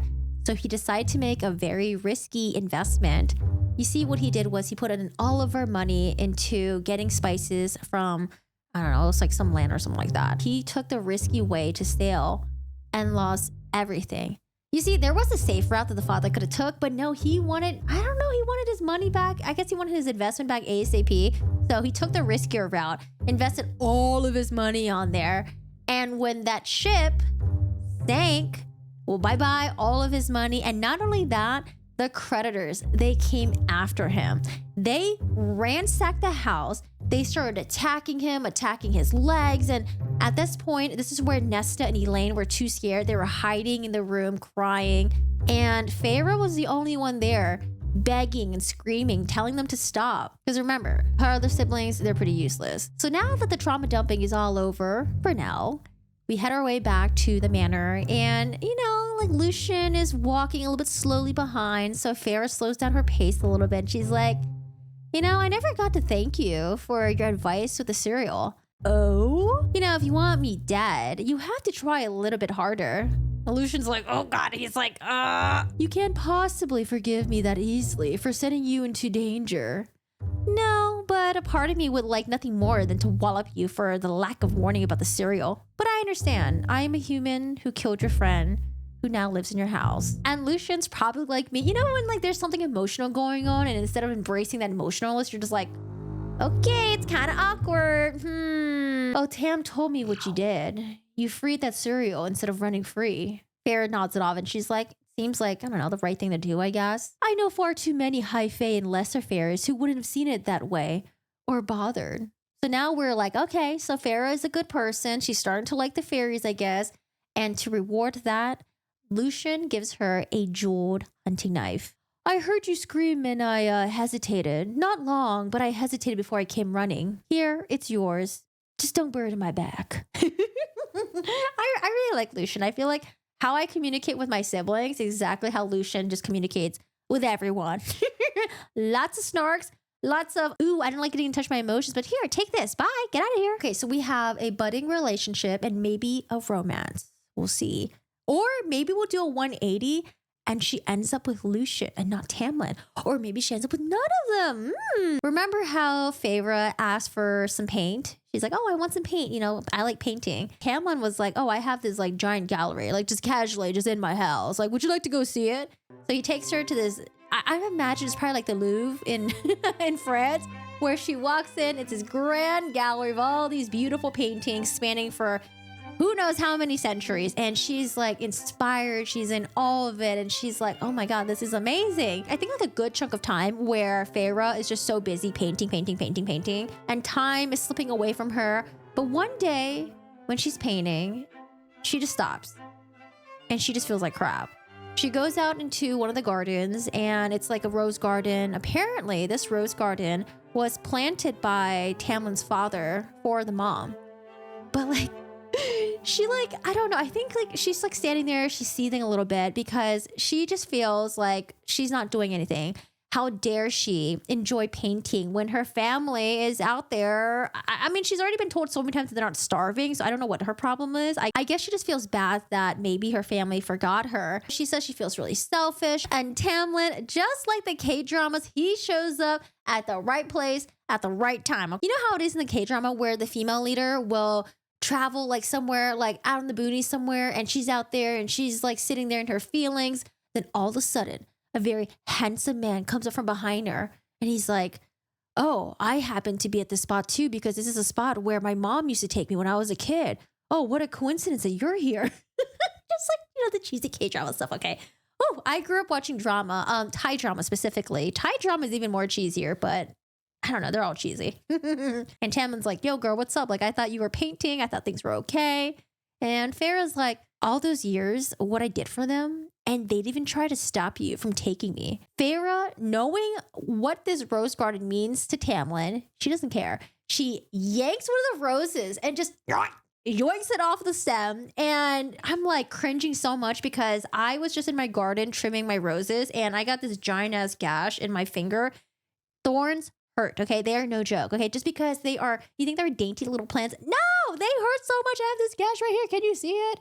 Okay, I said gash, but I'm not exaggerating. This hurt. My skin was dangling. Anyway, so she ruthlessly grabs the rose and she's like squeezing it and there's blood dripping down her hands. And Tamlin's like, okay, sorry, Tamlin's not like that. I think we are like that. That's our reaction. We're like, what the hell is going on? But no, you know what Tamlin does? Tamlin does the K-drama thing. He takes her hand, he lifts the bleeding hand to his mouth, and he kisses it. I was like, he licks it, he doesn't lick it. He kisses it, and he's like, don't feel bad for what brings you joy, and scream. I think it's supposed to be super romantic, but I'm just imagining a petulant Feyre, like just grabbing these roses, like, fuck your mom's garden. I'm just going to yank this and I'm just going to be angry and, fuck the paint that you gave me. I don't know. Seems really ungrateful. Or am I just ruining I'm sorry. Maybe I'm ruining the scene for you guys. It's supposed to be very romantic, and he kisses her hands and there's blood dripping there. Okay. Like, I'm sorry. Am I rooting for you guys? Anyways, next part. Now we are in the B-rolls of the romance between the two characters. You know how in Beauty and the Beast, there was the B-roll of, I think Belle was out in the snow and she was playing with with the birds and stuff like that. Beast shows up and they started playing snowball fight. We're getting B-rolls of that. So this is between Tamlin and our character Feyre. There are moments where I think she noticed that he was following her in the woods and she thought it was funny to catch him in a trap. He also writes poems for her, and these are not just like romantic poems. They're actually dirty poems. Apparently, when he used to serve for the infantry, they would have a contest of who can write the dirtiest poem. So he was sharing her these like dirty poems that he wrote. It's kind of cute, So we learn more about how bad his father was, his brothers, they kept slaves. However, we do find out that his father and brothers was murdered by someone in the enemy court. And we're like, oh, who's the enemy court? That's how Tamlin became the High Lord of the Spring Court. That's his origin story. Now, as they're walking around the woods, Feyre notices, oh, there's like fairies setting up for bonfires. She's like, oh, what's that? What are you guys setting up for? Oh, that's bonfires for Callan, my fire night. Oh, fire night. What's that? That sounds fun. It's like a spring ceremony, thing. It's how we regenerate the magic each year for the land. Oh, really? That sounds really cool. Am I invited? No, you're not invited. Oh, okay. Why am I not invited? I want to join this. It's just a ritual. It's just a fairy thing. You can tell he wants to change the subject. He doesn't want to talk about it. And we're like, why? Tell us more about Fire Night. At this point, when I'm reading this book, there are so many elements in it that are reminiscent of what I've already read. I'm like, have I read this book before? I don't know if because there's so many things that are familiar. Like them having like some sort of a ritual thing. A girl gets kidnapped and has to live with a lord. And then there's like a friend there who's kind of a dick, kind of a nut. And then the curse on the land, something about, there's like all these things where I'm just like, have I read this book yet? At this point, I still don't know. And you're like, hello, Corgi. This is like, how many pages in are you're like 40% in the book. How do you not know if you've read the book yet or not? Now, as they're approaching the manor, Tamlin quickly tells her, stay hidden. And then he disappears off. She's a little bit confused, but she sees Tamlin and Lucien. It seems like they're having a conversation, but no, not to each other. They're slowly walking towards her and she's like ducking behind one of the hedges. Like, okay, I'm going to stay hidden. I'm going to hide behind here. She thought they were kind of messing with her at some point because it seems like they were talking to nothing. It wasn't until she heard this like snarly, like raspy voice talking back. Your continued behavior is garnering a lot of interest at the court. She has begun wondering why you haven't given up. And Lucian's like, if she expects bowed head, she's more of an idiot than I thought. Speak you so ill of she who holds her fate in her hands. With one word, she can destroy this pathetic estate. Who are they talking to? We don't see anything, but we see voices. Or we don't see you can't see voices. You hear voices. Corgi. Sorry, it's getting a little bit late and I think it's dinner time soon. Now, we are at this point, me and Feyre, we're like, who is she? Who is this she they keep referring to? And apparently, this same she is the same one that released the Nagas, those little snake-like thingies on the land. And apparently, it was a way to remind Tamlin and Lucien, I guess, not to break and then it gets cut off. We're like, wait, break what? Break what guys, what are we talking about? I'm so confused. I'm trying to get in the loop here. They're walking towards her. She's trying to stay hidden. And the last thing they say before they leave, though you have a heart of stone, Tamlin, you keep a host of fear inside it. And with that, a boom of the bat wings, they disappear. She apparently was able to see that whatever these invisible creatures were had bat wings. Now, since we know about glamour, it must have been that Tamlin must have glamored these invisible bat things into not seeing that Farah was nearby. It's gone. Lucian's like, what did you hear? Farah's like, I mean, I heard some stuff, but I had no idea what y'all were talking about. I was like really lost. Tamlin at this point, he's pacing around, walking back and forth, and he says, there are certain fairies in Perithian who inspired the legends that you humans are so afraid of. Some that, like that one, are myth given flesh. And now the readers, Farah, we're like, who is this she? Is she the one that killed maybe his family? Is she the one that, like, who is this she here? Or maybe, is this an ex-girlfriend? Who the hell is this girl? Spoken like a jealous person. Anyway, so Lucian's like, if the ACOTAR saw her, it didn't. Are you certain? It didn't. Now, ever since that day, things were a little bit tense, but remember, Tamlin did mention that there is Kalan Mai, which is Fire Night for the Spring Fairies to celebrate. And again, we're not invited. Farah's not invited because we're stuck in Farah's monologue in her head. And I'm like, I want to go to Fair. I want to go to Fire Night. I want to go enjoy and see what all the fairies do. What kind of ritual is this? Farah, she's a little bit upset that she's not invited. She tries to help Alice with the preparations with the Fire Night food. She's walking the hallways and she sees a Tamlin there. Now, Tamlin is shirtless. You know, he's not wearing a shirt and he looks kind of like he's in a rush. He's not really in a great mood. And he tells Farah that he has to partake in Fire Night as the High Lord of the Lands. And she's like, oh, I can't. He's like, nope, you can't come. Whatever you do, stay in your room. There's going to be a lot of fairies roaming around and just ignore them, okay? Do not engage with anyone. Do not leave your room. Don't you dare. Farah's like, you know, like a petulant child. Fine, okay. Like stomps her way to the room, goes upstairs and closes her doors. And she's like laying there, trying to go to sleep at night. But she hears like doom doom doom doom doom doom doom doom doom doom, and I'm thinking like, ooh, Jumanji, doom doom doom doom doom. And so she's like, I can't sleep. There's like these drums, like, man, these drums. What's going on out there?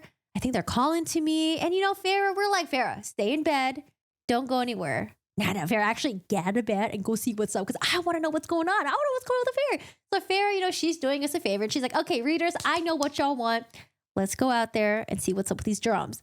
So Farah goes out, she sneaks outside and, you know, no one's around, but she goes towards the sound of the drums and it's out in the woods somewhere. And she sees like on top of this hill, there's like a giant bonfire, there's a cave, and she slowly goes over there. She's cloaked up, hoping no one can see her.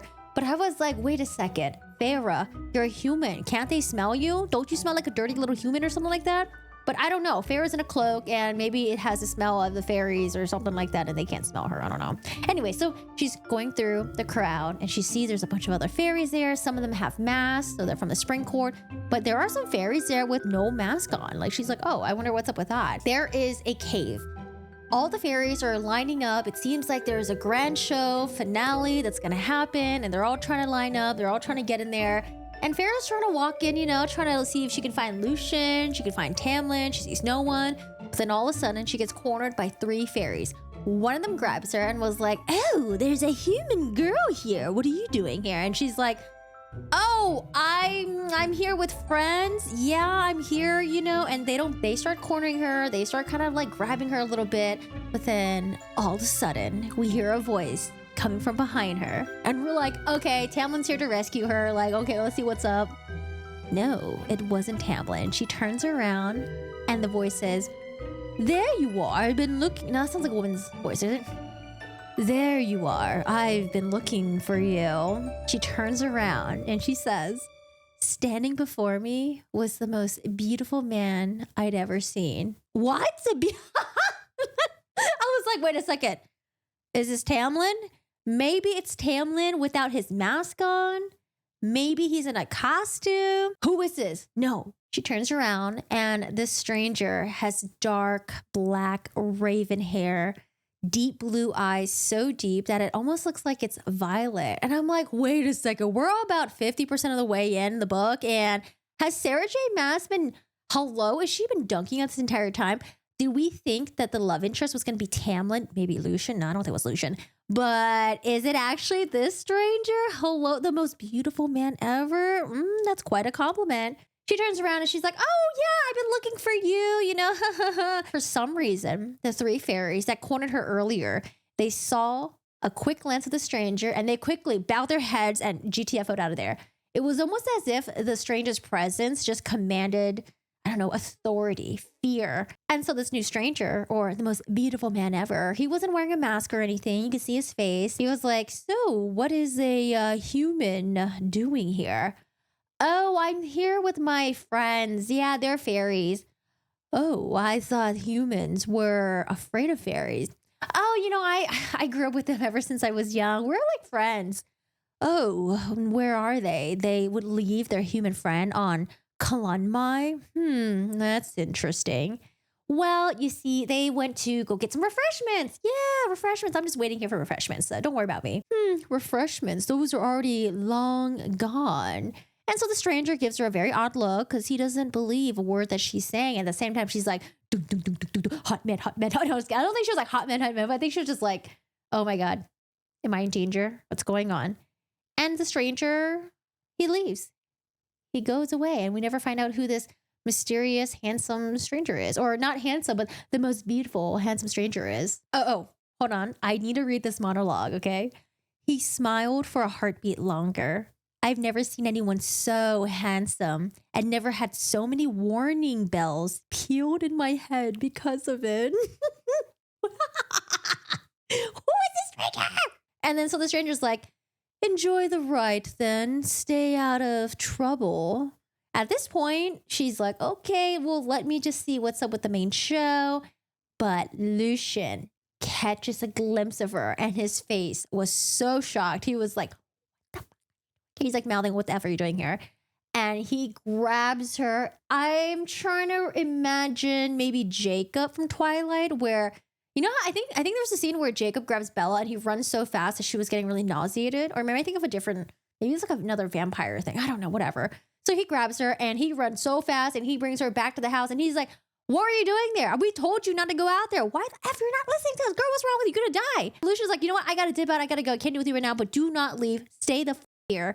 Otherwise, I can't help you because, you know, tonight, Tamlin, well, he's not going to be himself. This ritual is a way to, I don't know, regenerate the magic in our lands. And he kind of has to bang someone in order to do it. Wait, you mean all those women there, all the fairy women that were there, they are waiting to bang? And Lucian's like, yeah, bye. And so Farrah's like, what the fuck? What is this fairy ritual thing? Lucian does tell her he needs to go back quickly and make sure that Tamlin doesn't go mad because if Tamlin catches her scent, he's going to try to find her. You know, this night is not really a lovemaking thing. Apparently what happens is the magic enters his body and he's like not himself. This magic kind of forces him to find someone to bang. And it's not a love-making romantic thing. It's, you know what I mean, okay? It's not good. Farrah, she huffs and puffs. She goes back to her room. And of course, you know what Farrah's going to do? She's going to wake up and be like, oh my God, I just want conveniently just want a midnight snack. So Farrah gets up in the middle of the night and guess who she runs into? No, not the handsome, most beautiful, handsome stranger ever. She runs into Tamlin. And Tamlin, I think, is still shirtless, perhaps. And Tamlin's like growling at her. And, you know, you can tell Tamlin's not himself. And Tamlin's like going somewhere. Oh, you know, I'm just getting a midnight snack. You know how it is. Tamlin tells her that he actually smelled her near the ritual. He said that he tried to find her, but he couldn't. So he was forced to choose another. And Farrah's like, well, I wouldn't want leftovers anyways. Okay, by the way, that is such a rude way to address people, okay? No such thing as leftovers. That's so messed up. That's like such a high school thing, right? It's like, oh my God, you're someone's leftovers. I don't want to be with you. Now things are going to be a little bit hot-ish. I don't know. It's like, I don't know. It's very Thai drama.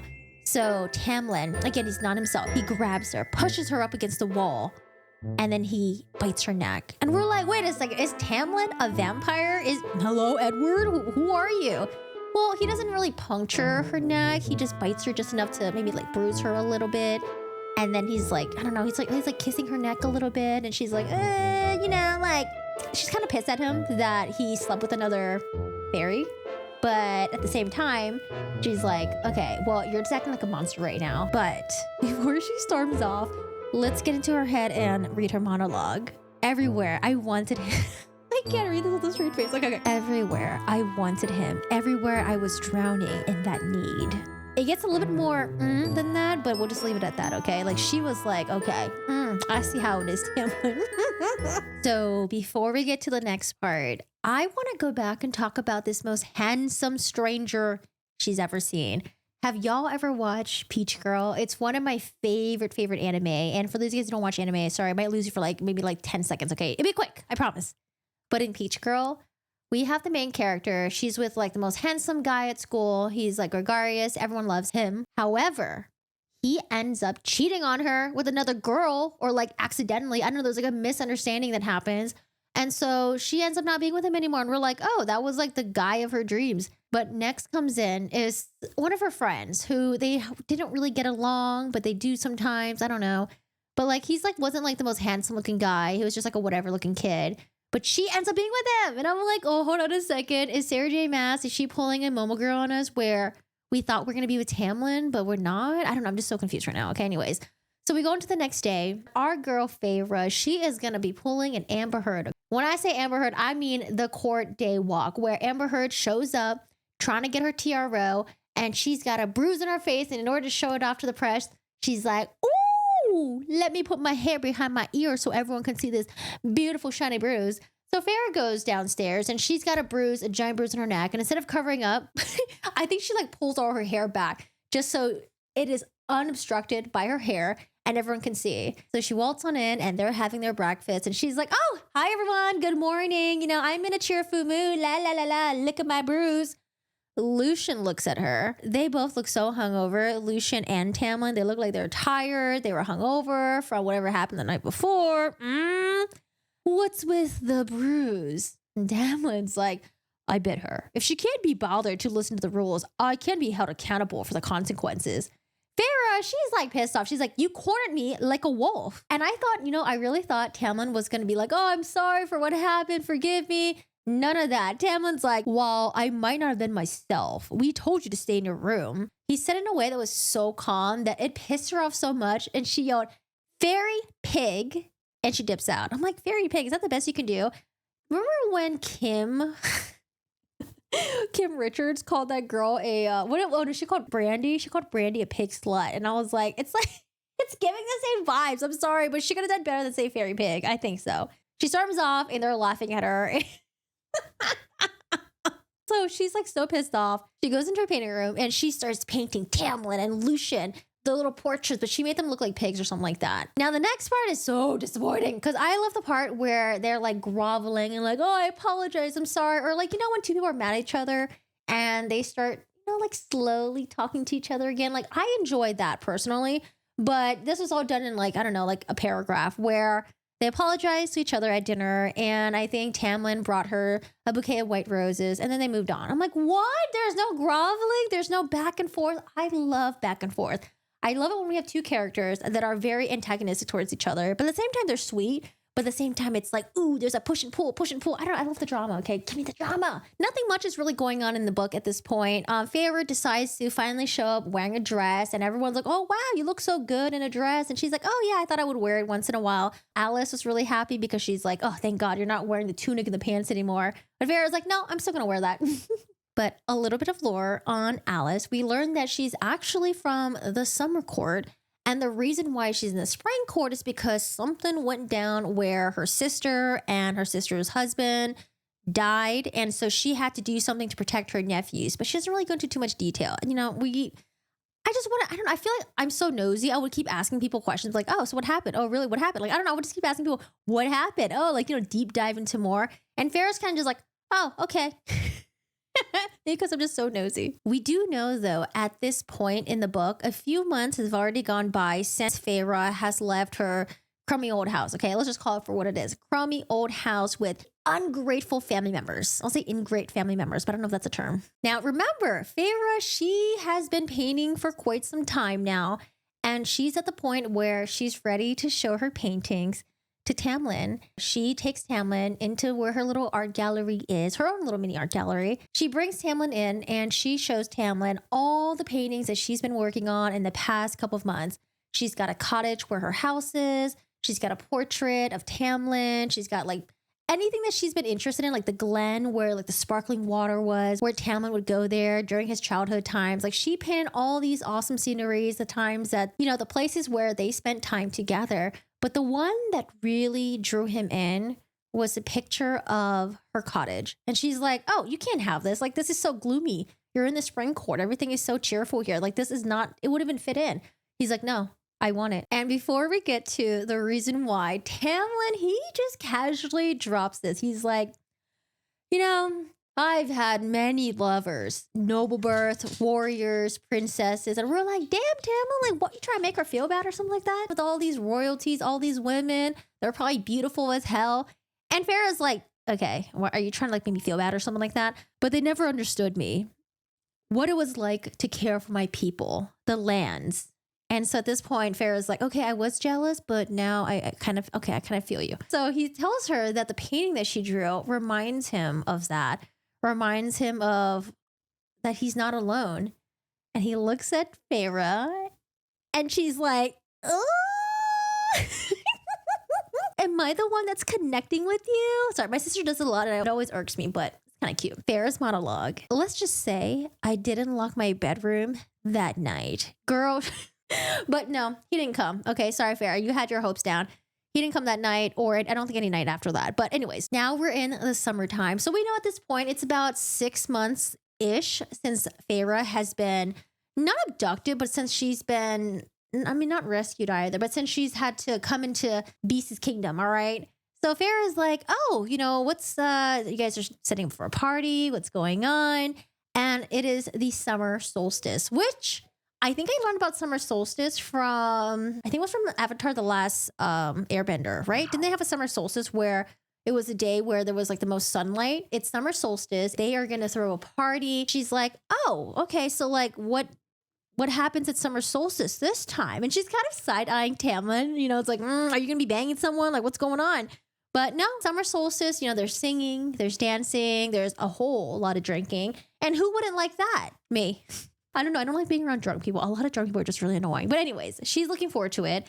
They dressed her up in this beautiful, I think it was like cornflower blue dress. They give her like a little flower crown. I don't know. I'm thinking like Midsommar vibes maybe, but Midsommar is a horror movie and this is supposed to be a whimsical fairy event. She shows up there. Tamlin kind of leaves her alone. She's doing her own thing. She's eating all the food. And then she sees the fairy wine. I know I should not be drinking fairy wine, but I kind of want some. So she's slowly going for it. Out of nowhere, Lucian's like, oh, you can't drink that. Nope. If Tamlin caught you drinking that, you would be in so much trouble. She's like, even better. I don't think she even takes like one gulp. I think she drinks like the whole goblet and then another and then maybe even more. She, at this point, is so drunk. She is dancing around. She's having the time of her life. You know, honestly, she's just having fun. She's dancing, and then she realized that the person playing the fiddle was Tamlin. She looks down and he's playing the fiddle, and then she remembers that he told her if he didn't have to be the High Lord of whatever, he would just be a musician. He would just travel around. They're like little babies. He's a little baby. Oh, you don't see his butt. He's so cute. Where were we? That's right. They are dancing and they're having the time of their life. They're dancing, they're laughing, they're enjoying themselves. And you know, Tamlin honestly does not get mad at her for consuming fairy wine. Good. Let her do whatever she wants. She's a grown-ass adult. Okay, she's 19 years old. I don't know why. I just have perpetually chapped lips. Ugh. Today's a new day and you can't tell because I'm wearing the same outfit. This makes recording so much easier. I'm not too creative when it comes to clothes. I just like wearing the same thing over and over and over again. And honestly, I would just keep doing it if people weren't like, oh, are you wearing the same outfit? Anyway, so, but we're doing the same outfit and we'll just pretend like it's the same day. Hi, y'all. It's a new day today and we're going to do some more ACOTAR. Tamlin grabs Farrah and he's like, follow me. I want to take you to a secluded area. And we're like, oh, boom, chicka, boom, boom. Like something's about to go down. All right, y'all. I'm telling you, get your drinks ready. Get it ready. They go to the secluded area and they're there for a little fairy show. And the book goes into detail about this. We don't care about the fairy show. We just care about what is Tamlin and Farrah. What are they about to do? Now, let me read you a little bit of what Farrah is thinking in her head. I reached up to touch his mask. My hand shook. He wet his lips. His fingers contracted against the plane of my lower back. I let him tug me closer to him until our bodies. Whew. Things are getting a little bit hot in here. Should I take off my sweat? They're inching closer and closer towards each other. And Tamlin's like, I'm thinking of kissing you. Tamlin comes in, gives her a little soft kiss. Kind of like a kiss you would give to your maybe nieces and nephew, you know, like a little like innocent kiss. And Farrah's like, okay, what was that? But he comes back again, gives her a bit of a harder kiss, but that's it. He just pulls back. Farrah's like, that's it. She grabs Tamlin and she crushes her lips onto his, and the two of them, they start making out. We are like, okay, things are getting hot, heavy. No. It gets cut short. Tamlin's like, girl, break time, we gotta go. Farrah's like, what do you mean we gotta go? He's like, don't worry, there's a good show. We can't miss it. Let's get out of here. As readers, that's all we get. We're like, oh, okay, I guess, I guess that's it. Now they leave the area. It's quite romantic. They go off to the hills somewhere and they watch a cool little sunrise. The skies are beautiful. There's hues of blues and purples, and it was like one of the best nights that she's ever had. That doesn't surprise me because Feyre was living in winter nasty land where she was literally Cinderella, taking care of her crummy family. So of course, this is going to be the best night she's going to ever have. Like, what is she going to have a good night with Tomas, with the village boy? Yeah, right. Anyways, sorry, we're getting a little unhinged here. Maybe I'm just mad that this is all that we got from the book. The next morning, it's morning time. You know, they're both in good moods. They see each other for breakfast. Lucian looks like he might be a little bit hungover. He's like, what have you guys been up to? Whatever. But Feyre and Tamlin, they are on the high. Like, y'all ever had a good night with someone that you had a crush on, and then it's like, ooh, just like butterflies, and there's like electricity electrifying between the two of you guys. Is that how electricity sounds? I don't know. I hope I did a good sound effect for that. They show up at breakfast and they're just being lovey-dovey. They're being flirtatious with each other. Lucian's like, y'all take that shit out somewhere else, please. And before we can get anything else, or with Lucian gagging in the corner, all of a sudden, things get really quiet and very, very serious. Tamlin tells Feyre, quickly, get behind Lucian. And she's like, oh, okay, like, you want me to hide behind Lucian? Oh, okay, I guess. But should I go behind like the curtains or just stand? Oh, okay, I guess I'll just stand here. They both get up really quickly. Now we have a visit from a stranger and the door opens. Stranger walks in. We're like, oh, who could this be? Who's this stranger that's coming in? I mean, y'all, for those of you guys who do a lot of K-dramas, who do a lot of any romantasy books out there, y'all probably know who's coming in. It is the mysterious, beautiful, handsome stranger. Remember that stranger where Feyre was like, oh, that is the most handsomest man I've ever seen ever. It is so common, especially with K-dramas, where you have the two main characters. Things are going so perfectly. They have a wonderful night, and then bam! There is a wrench thrown in there to ruin and mess things up. It might be our stranger. Let's find out. Stranger comes in. He looks at Tamlin. Hi, Lord. What do you want, Rhysand? I cannot pronounce this name. It is so hard for me. In my head, I pronounce it Rhysand, and then I found out that it's pronounced Rhysand, and it sounds Rhysand. I don't know. Rhysand doesn't sound as good as Rhysand. But now we know this stranger's name is, Rhysand. This is the handsome, the one with the dark hair, beautiful, deep blue, violet eyes. And he comes in, and Feyre recognizes him from Fairy Night. But you see, the two men, Lucian and Tamlin, they don't know that they've already met. Ding ding. Wait, I don't know if that sound effect is appropriate here. I love Law and Order. I'm going to put it in whenever I can, okay? Shh. Let me get my drink, because we have the stranger here, the beautiful stranger. They look at him and they start calling him Amarantha's whore. We're like, who is Amarantha? We are collecting names at this point, like they're Pokemon gym badges. We got Rhysand, we got Amarantha. Who is everyone? Our beautiful, handsome stranger responds back, come now, I don't see you for 49 years and you start calling me Rhysand. Now, maybe they know each other. Maybe they were close friends. Maybe they're enemies. Who is this stranger? And I'm just here for it. Rhysand, he's not going to take this. He is just as sharp-tongued as our friend Lucian. I was slaughtering on the battlefield before you were born. Who do you think taught our beloved Tamlin the finer aspects of swords and females? So maybe they were friends at some point. Maybe they were close. Rhysand notices that the table is set for 3. He looks at Lucian, looks at Tamlin. You dare glamour me? Lucian quickly interjects and says, yeah, that's my girl. Oh, really? Look at you tarnishing the Autumn Court name again, picking up another lover that's beneath you. We now get a nickname for Ryzan. Tamlin shouts, "Leave, Reese." As Farah is standing there, she feels this, this part is a little bit eerie to me, but she feels this giant claw just clawing in her brain, just scraping through. And she's standing there. She can't move. She can't tolerate it. The stranger comes out and says, "She has the most delicious thoughts about you." Oh my God, imagine someone's reading your diary. All your secret thoughts are being read out there to the lover, to the guy that you're having a crush on. Can you imagine that? Oh, has anyone here ever had their diary read out loud? Oof, that would not be good. I've never had that, but thank goodness. Okay, let me fix my hair. I just gave myself sex hair. Amarantha will enjoy breaking her. Please don't tell her. Please, I'll do anything. Don't tell her.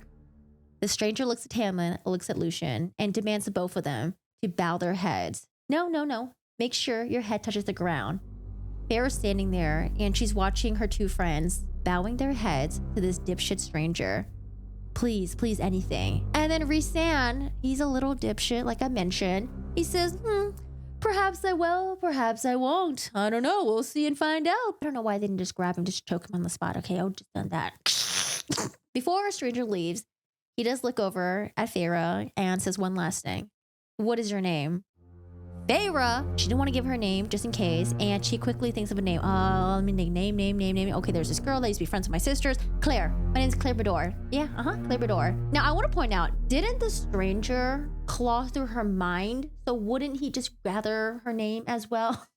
Okay, but let's just ignore that part.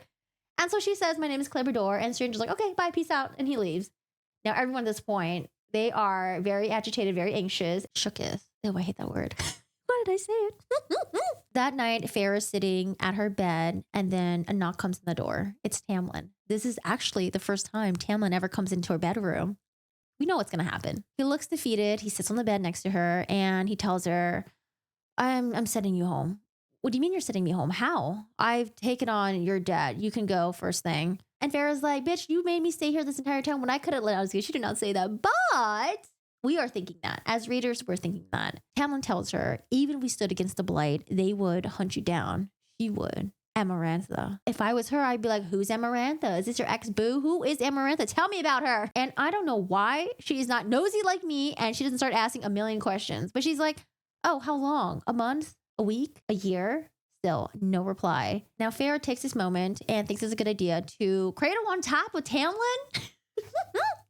She gets up on top of him, hoping maybe this will, maybe she can stay. Maybe this will delay her from leaving. Now, the two of them, they will ensue a very mean game of Twister. Yes, a very fun game of adult Twister. I will give you a little bit of a monologue. We were a tangle of limbs and teeth. I tore his clothes until they were on the floor. ... XO gossip girl. This is supposed to be romantic, and I don't know if I'm ruining it for you guys, but it's kind of funny. It is funny. But let me tell you something. Tamlin, after they're done doing their little deed, Tamlin tells her, you should sleep. You have a long journey tomorrow. She's like, tomorrow? What do you mean tomorrow? We just did this and you're trying to kick me out tomorrow. Do I even get breakfast? You're just going to kick me out. I'm going to have a walk of shame all the way back home. However, as she's about to fall asleep, she's kind of just snoozing off a little bit, nodding off. She hears him say, I love you, thorns and all. At this point, we're like, Pharaoh, are you going to say it back or what? Girl, were you having sleep paralysis? Could you not say anything? Did your body hear it and then your mouth couldn't move? What's going on here? But she doesn't say it back. And I guess he's just like, okay, cool. But did y'all catch that? He said, I love you, thorns and all. I love it when it wraps up back to the title because the title of this book is called A Court of Thorns and Roses. Thorns being Farah and Roses being our main dude, Tamlin, I guess. Now we're at the next day. Farah's packing up and she's leaving. She's not even putting up a fight. She's just like, okay, I'm just leaving, I guess. And she's going to go back to her crummy little family. However, they got her all dressed up to the nines in this gaudy, tacky, I think pink, ruffly outfit. Because again, remember, her family, they were glamored to think that she went off with some rich aunt somewhere.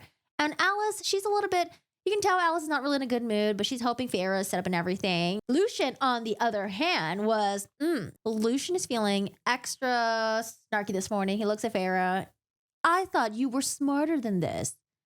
Farah's like, goodbye to you too. I'm like, Farah, hello, where are the quips at? Get him back. Lucian, still not satisfied with this. He marches over to Tamlin and tells him, You're not going to give her a few more days, just a few more before you send her back to that human cesspit? Ugh. This isn't up for debate. Lucian huffs and puffs, but he knows there's nothing that he can do, so he marches on out of the staircase and he leaves. And that is the last time we see Lucian. Hi, Lucian. I'm going to miss Lucian so much. He is my favorite character. Absolutely my favorite character, hands down. I'm sorry. Tamlin? Yes, she says, okay, back to Farah. She's getting into her little fancy carriage. She's dressed up to the nines in some ugly outfit. And Tamlin reassures her and tells her, mortal realms remain safe for you and your family. Farah replies back, my paintings, they're yours. Okay, I'm laughing so hard right now because have y'all ever seen None of the 13 movie? If you're old enough, watch it. There is a scene where our main character, Jamie, she is painting. That's her passion.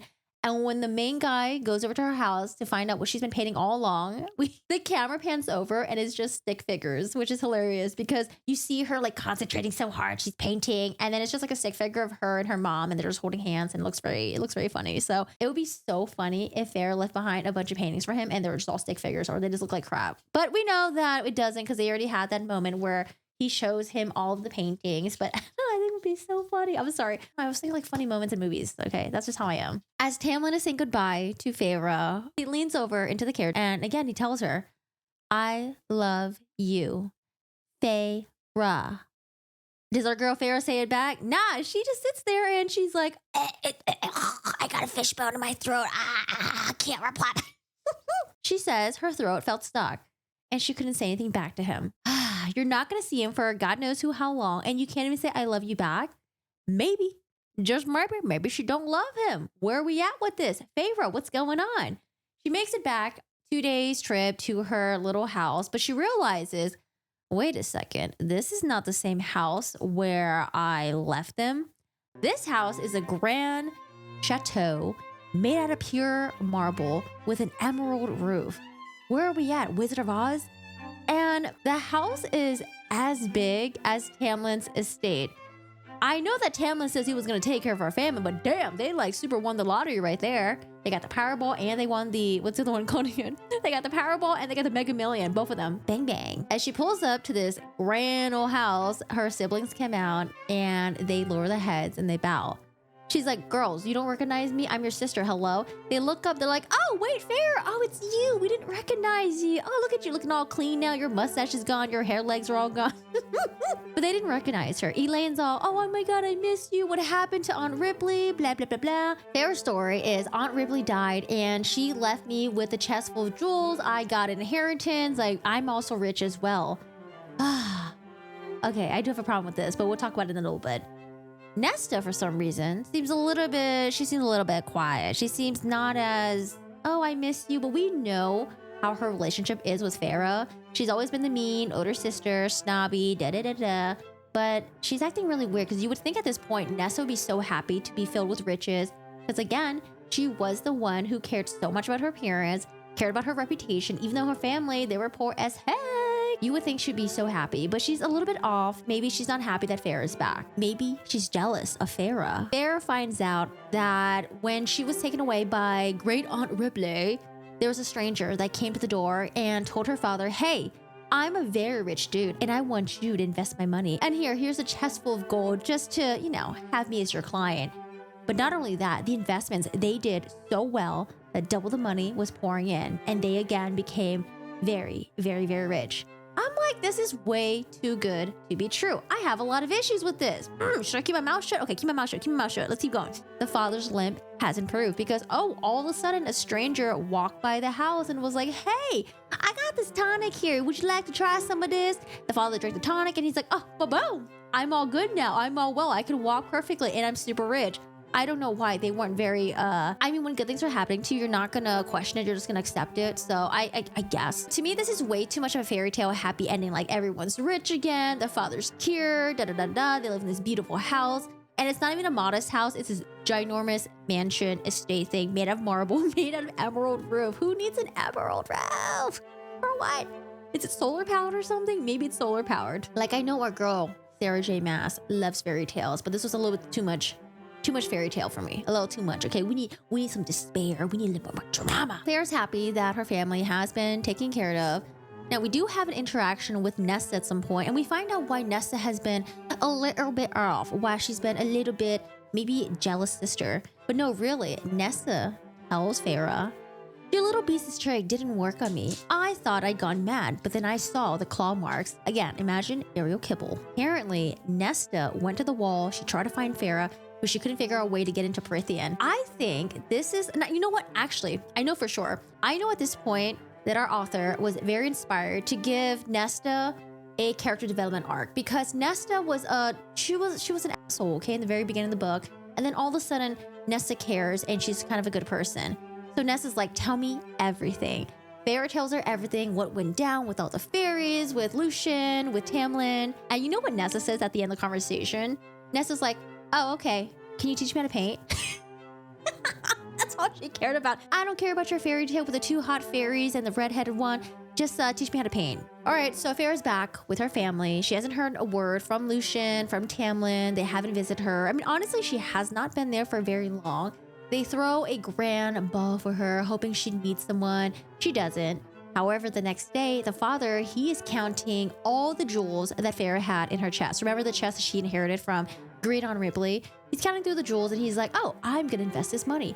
I'm gonna buy that land, the Bedor land. Elaine chimes in, oh man, it's such a shame what happened to Claire. They couldn't find her body. Farah's ears perk up.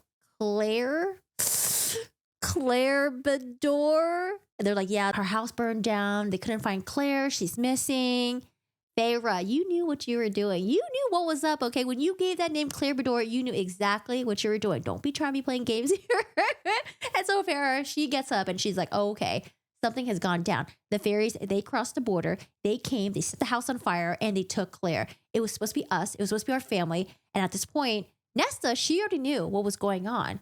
However, the father, the sister, Elaine, it's as if they like snapped out of a trance and they're like, oh crap, like we remember everything. Remember everything that happened. Farah grabs everything. She gets ready, goes on a horse, and she heads back to Prythian. Farah takes about 2 days to go to Prythian, and she's having issues with finding the entrance. There's this invisible wall in front of her. She's trying to get through. She's doing little mind moves, but she finally finds the iron gates. She is very preoccupied with how she's going to convince Tamlin to get her to stay. And as she's walking in, she realizes, things are a little bit quiet. The birds aren't chirping. It isn't like Snow White's in the 7 Dwarfs where la la la la la la la, you know, spring and everything's happy and the flowers are dancing. It is dead, silent, it's quiet. She walks up to the manor and realizes the doors, the bolts have been blown off. She goes inside and sees blood. Blood is everywhere. All over the floors, all over the walls. And she's panicking. She's going through each of the rooms, shouting, Tamlin, Lucian, where are you guys? Bodies. Okay, at least there's no bodies. Just blood, no bodies, no bodies. Out in the corner somewhere. I feel like everyone was always coming out of the corner. Can they not come into the corner? Can it just like come straight at you? Maybe I'm just making this up. But out of the corner, she sees something limping towards her. And it's Alice. We are going to get a lot of exposition with Alice, so prepare to have your drinks ready. I wish this was Earl Grey tea, but I don't want to stain my teeth. So Alice comes in and she tells Farah, this is all your fault. You could have prevented this. Farah's like, what did I do? Now we get a little bit of background story, or not a little bit of background story. We get a huge background story on who Amarantha is. Apparently, she is the High Queen of all the Feyland. Farah's like, wait, I thought there were the 7 lords. Alice is like, nope. There's one queen who rules above all of them. Damn, can you imagine finding out the ex-girlfriend of the boy that you are pursuing? She's the damn queen. Oh my God, this is... We learn a little bit about Amarantha. She is not from Prythian. She's really from Hybern. And she came all the way here. She fought against the mortals in the big old war that happened many years ago. Was it like over 500 years, I think? Now, there's a little bit of a story. She's known as being ruthless, very... There's a word that I want to say, but I shouldn't say it. But she's known for being ruthless and cunning. She had a sister that she loved dearly, and her name was Clythia. Clythia. I am going to insert a picture of Cynthia for Clythia. That's who we're going to have for Clythia, aka Cynthia from Rugrats. Clythia was in love. Guess who Clythia is in love with? She was in love with the enemy, the opposing general, who is a human, Jurian. Something went down between the two of them, and we don't know what happened to Jurian. Also, Jurian kind of sounds like Durian. I think am I pronouncing it that right? But you see, here's the thing about our little Jurian. Jurian was not in love with Clythia. Jurian wanted to use Clythia, and as soon as he got the information that he wanted out of her, finding out what the fairy's weakness was, Ashwood, Jurian took Clythia and then backstabbed her. He took her in and he was torturing her for days and days until he finally ended her life and left her mutilated body for Amarantha to see. Amarantha was seething when this happened. She already hated the humans. She tried to warn Clythia that Jurian was using her, but Clythia was so in love that she didn't believe it, or she maybe didn't want to believe it. Remember, that was like 500 years ago. Amarantha comes back a couple decades ago, and she tries to convince all the High Lords in Prythian that she's a new person. She's changed. Everything that happened with her sister, it's a new me now, okay? I've forgotten everything, and you guys can totally trust me. They loved her. Apparently, she was a very gregarious person, and the reason why they wanted to work with her was because she was telling them, hey, if you work with me, we can start doing trades again with Hybrid. Let's get this started. Let's get this relationship. And everyone was, yeah, let's do it. Like, girl, we can do some business with you guys and trade. Let's do it. But they didn't know that this little bitch was scheming the entire time. She was bringing her trade ships over. And not only that, she was secretly bringing over an army from Hybern. And you're probably thinking, what was Amarantha up to? You see, she did not change whatsoever. She still wanted to wage a war with the humans. And she knew the Prythians weren't going to do shit. You know what she was going to do? Take Prythian for herself. So they throw this grand ball for her because, again, everyone loved her during this time. They threw her a ball. There's like a little dance. It's in honor of her. However, when they took their little glassies, they're fairies. They have goblets of gold. When they were cheersing her and they took their gold, they realized they were tricked. All of their power sucked out of them goes to Amarantha, and they realize they're way weaker. They have a little bit of power, but they're not as strong as how they used to be. They were tricked into drinking this potion that Amarantha made. Apparently, she stole the spell from the king of Hybern, and he wasn't very happy to hear about this, I think. She stole the spell. She tricked all these High Lords into drinking it, and she took their power. That happened about 49 years ago. For 49 years, all the different territories, all the 7 courts, they were under her power. They were enslaved by her. Like, how you gonna get tricked by this? And y'all are probably wondering, why is this all Pharaoh's fault? What did she do? She wasn't born 49, 50 years ago. Pharaoh's 19 years old. Alice keeps telling her, you could have stopped this, guilt tripping her over and over. Now, apparently, Tamlin's father had really good relationships with the kingdom of Hybern. Again, the kingdom of Hybern, it's its own little separate island to the west of Prythian, to the west of where the humans are. Tamlin's father had really good relationships with Hybern. They would go there back and forth, make some trade. Tamlin's father also brought his son with him. This is where Amarantha, she had her eyes on Tamlin. I'm like, what is the age gap here? I guess it doesn't really matter. Hundreds of years.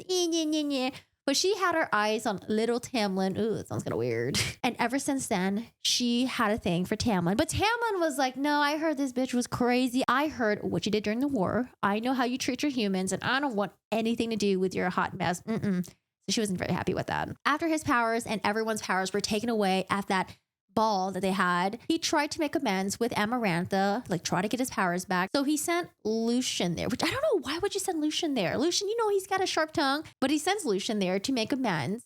Now, she denied it. She was like, no, I'm keeping your powers.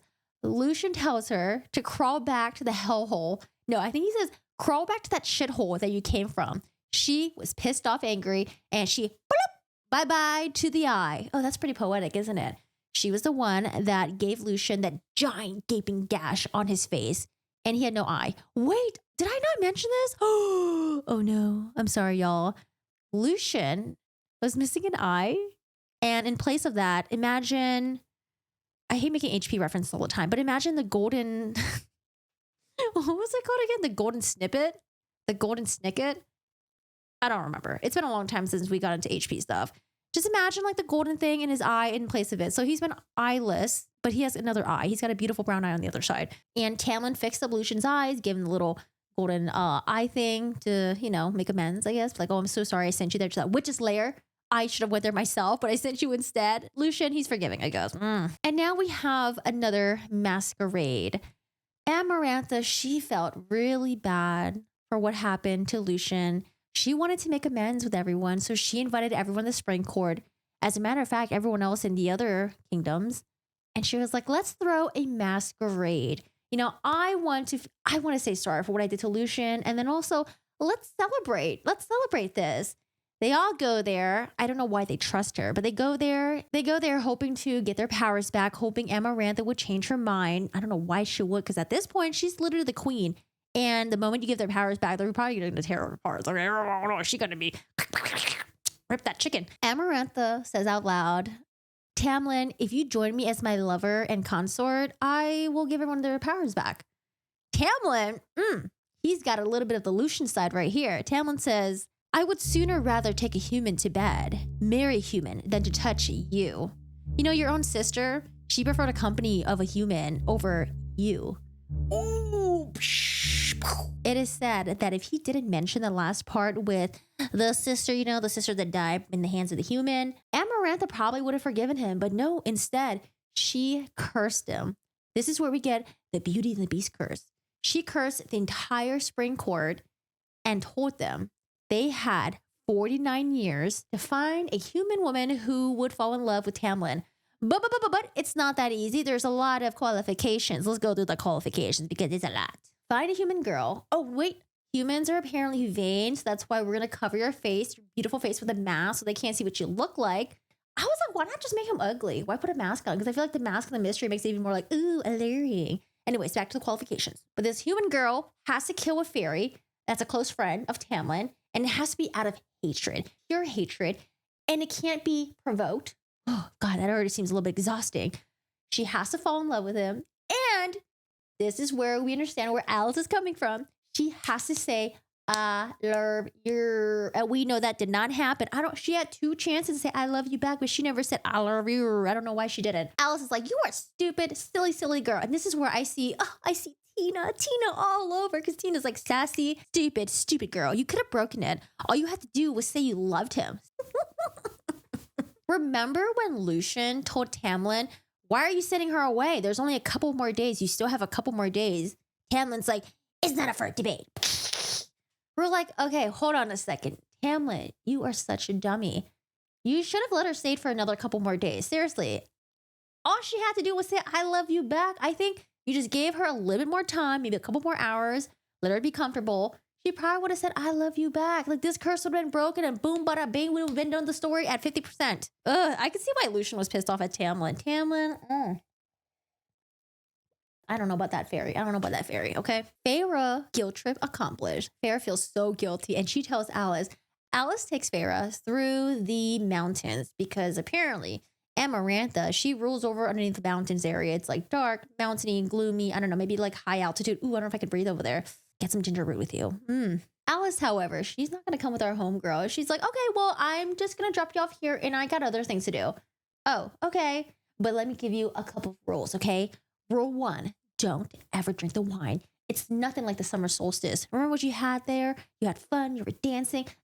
This wine, you cannot trust it. Don't be drinking that. Number 2, don't make deals unless your life depends on it. And number 3, don't trust a soul, not even your beloved Tamlin. Ooh, we're getting some foreshadowing here because you know she's going to break all the damn rules. Before our dear friend Alice departs, Alice is like, oh, wait a second. There's another part about the curse, but I can't tell you.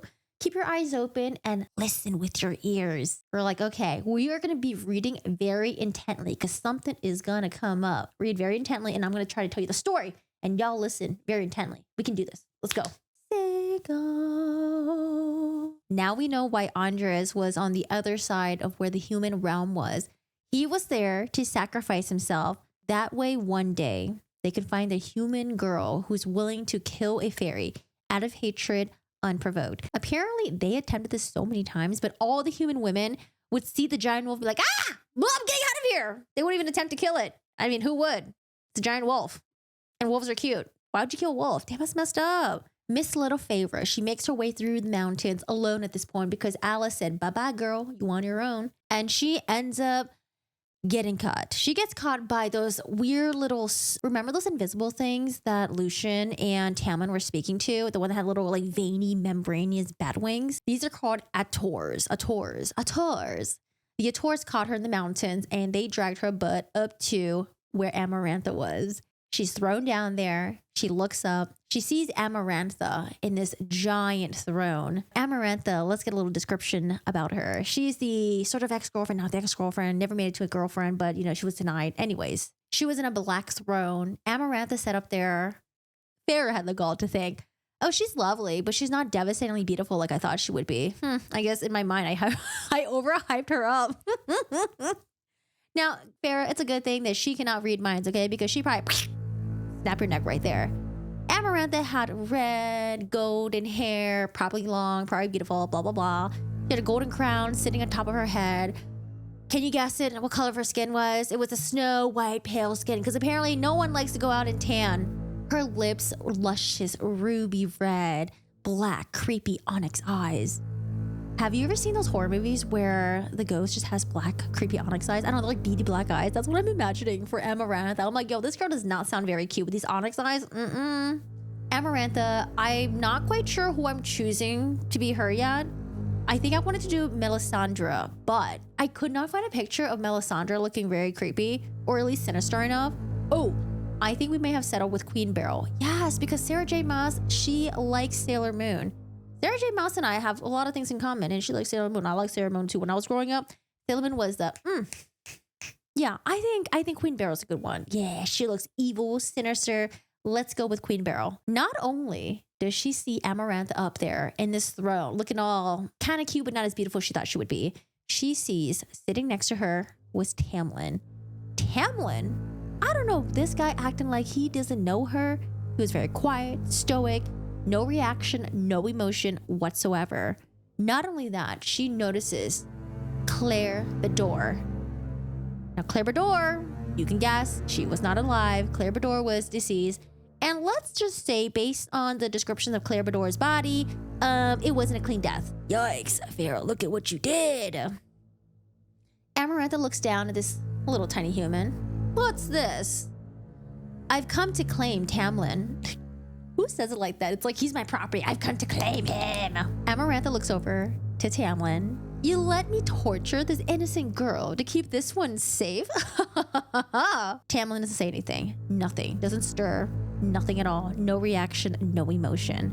We also notice on Amarantha, she's got some ice. She's got this necklace, but it's not an ordinary necklace. It looks like it's made out of a human finger bone. Ew, Bone Collector much? Ugh. You ever guys ever watch Bone Collector? I love that movie. I loved it. It was with Angelina Jolie and Morgan Freeman. Ooh. Wait, it's not Angelina Jolie. I think, was it Ashley Judd? Shoot, I don't know who it was, but it was one of my favorite movies when I was a kid. Yes, you're probably wondering, Corey, why are you watching murderous movies when you're a kid? My mom, okay, she let me watch whatever I want. There was no parent censorship. I don't know, that's probably not a good thing. But anyways, not only does she have the weird little bony finger dangling on her little neck, she's got this ring. And for some reason, she's a little bit crazy. She's talking to the ring. The ring has this eyeball in there and it's moving around as if it's sentient.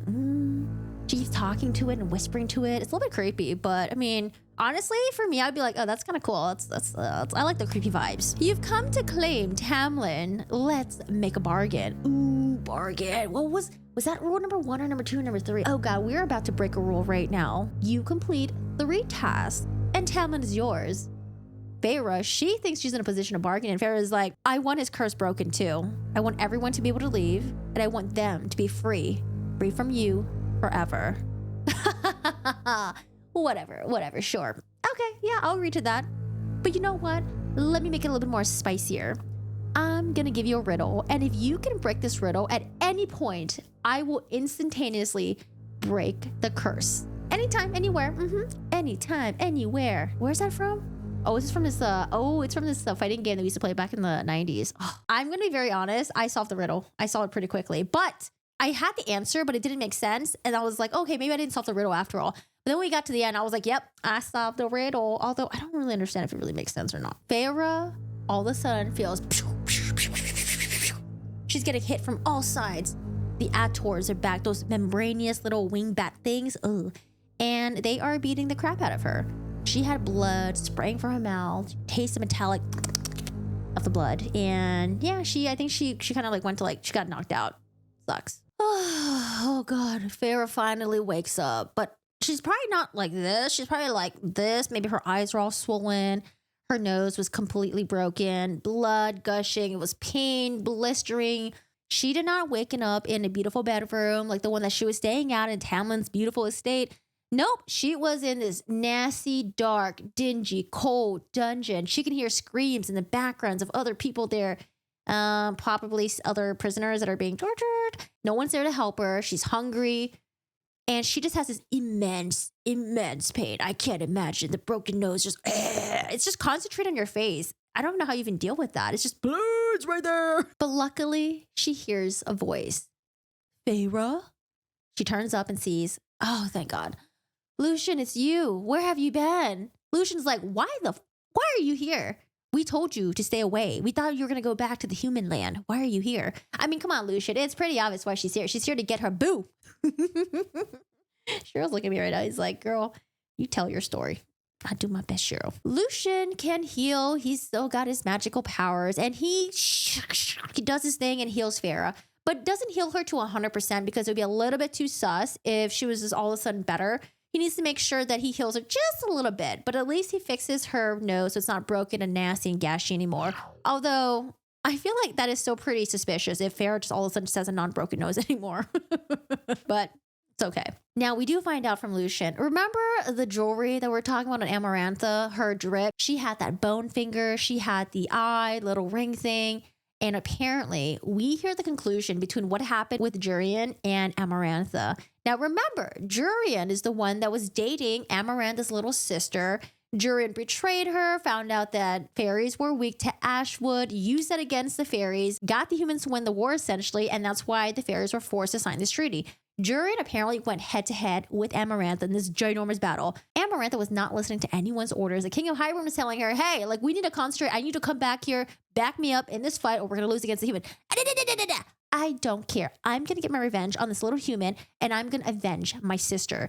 So she ignores the King of Hyrule, and he's pissed at her, and she continues into this ginormous battle with Jurian. All their men, they all start to die out one by one, or hundreds by hundreds. I don't know how many people there were there. Probably a lot. And at some point, it becomes a one-on-one battle. Jurian did have some sort of protection spell to protect him. Being in a one-on-one battle with Amarantha, that ended up being chipped away, and it was just him, human, bear, and let's just say he got messed up. She took him back to her camp and essentially probably did what he did to her sister, except a million bajillion times worse. Now we find out the bone is from his finger and the eye is his. And remember how I told you, oh, it kind of looks like it's sentient. It's a little bit creepy. Apparently, Cynthia, promised Jurian that he would never die. I don't know why you would make the promise. So Amarantha, being the brilliant sister she is, she's like, I'll make sure you never die. You're going to be with me forever. Cursed. Anything I do, all the tortures on the humans, you're going to witness. That does sound horrible. That is very, very, very torturous. Ooh, she is so evil. She is dark. Oh, now we get to the riddle. Hoo-hoo. I love riddles, although I'm so bad at solving riddles. If someone told me I had to solve a riddle in order to save humankind, I'm sorry, y'all. Y'all are not making out of it. I'm so bad with riddles, although I solved this one, though.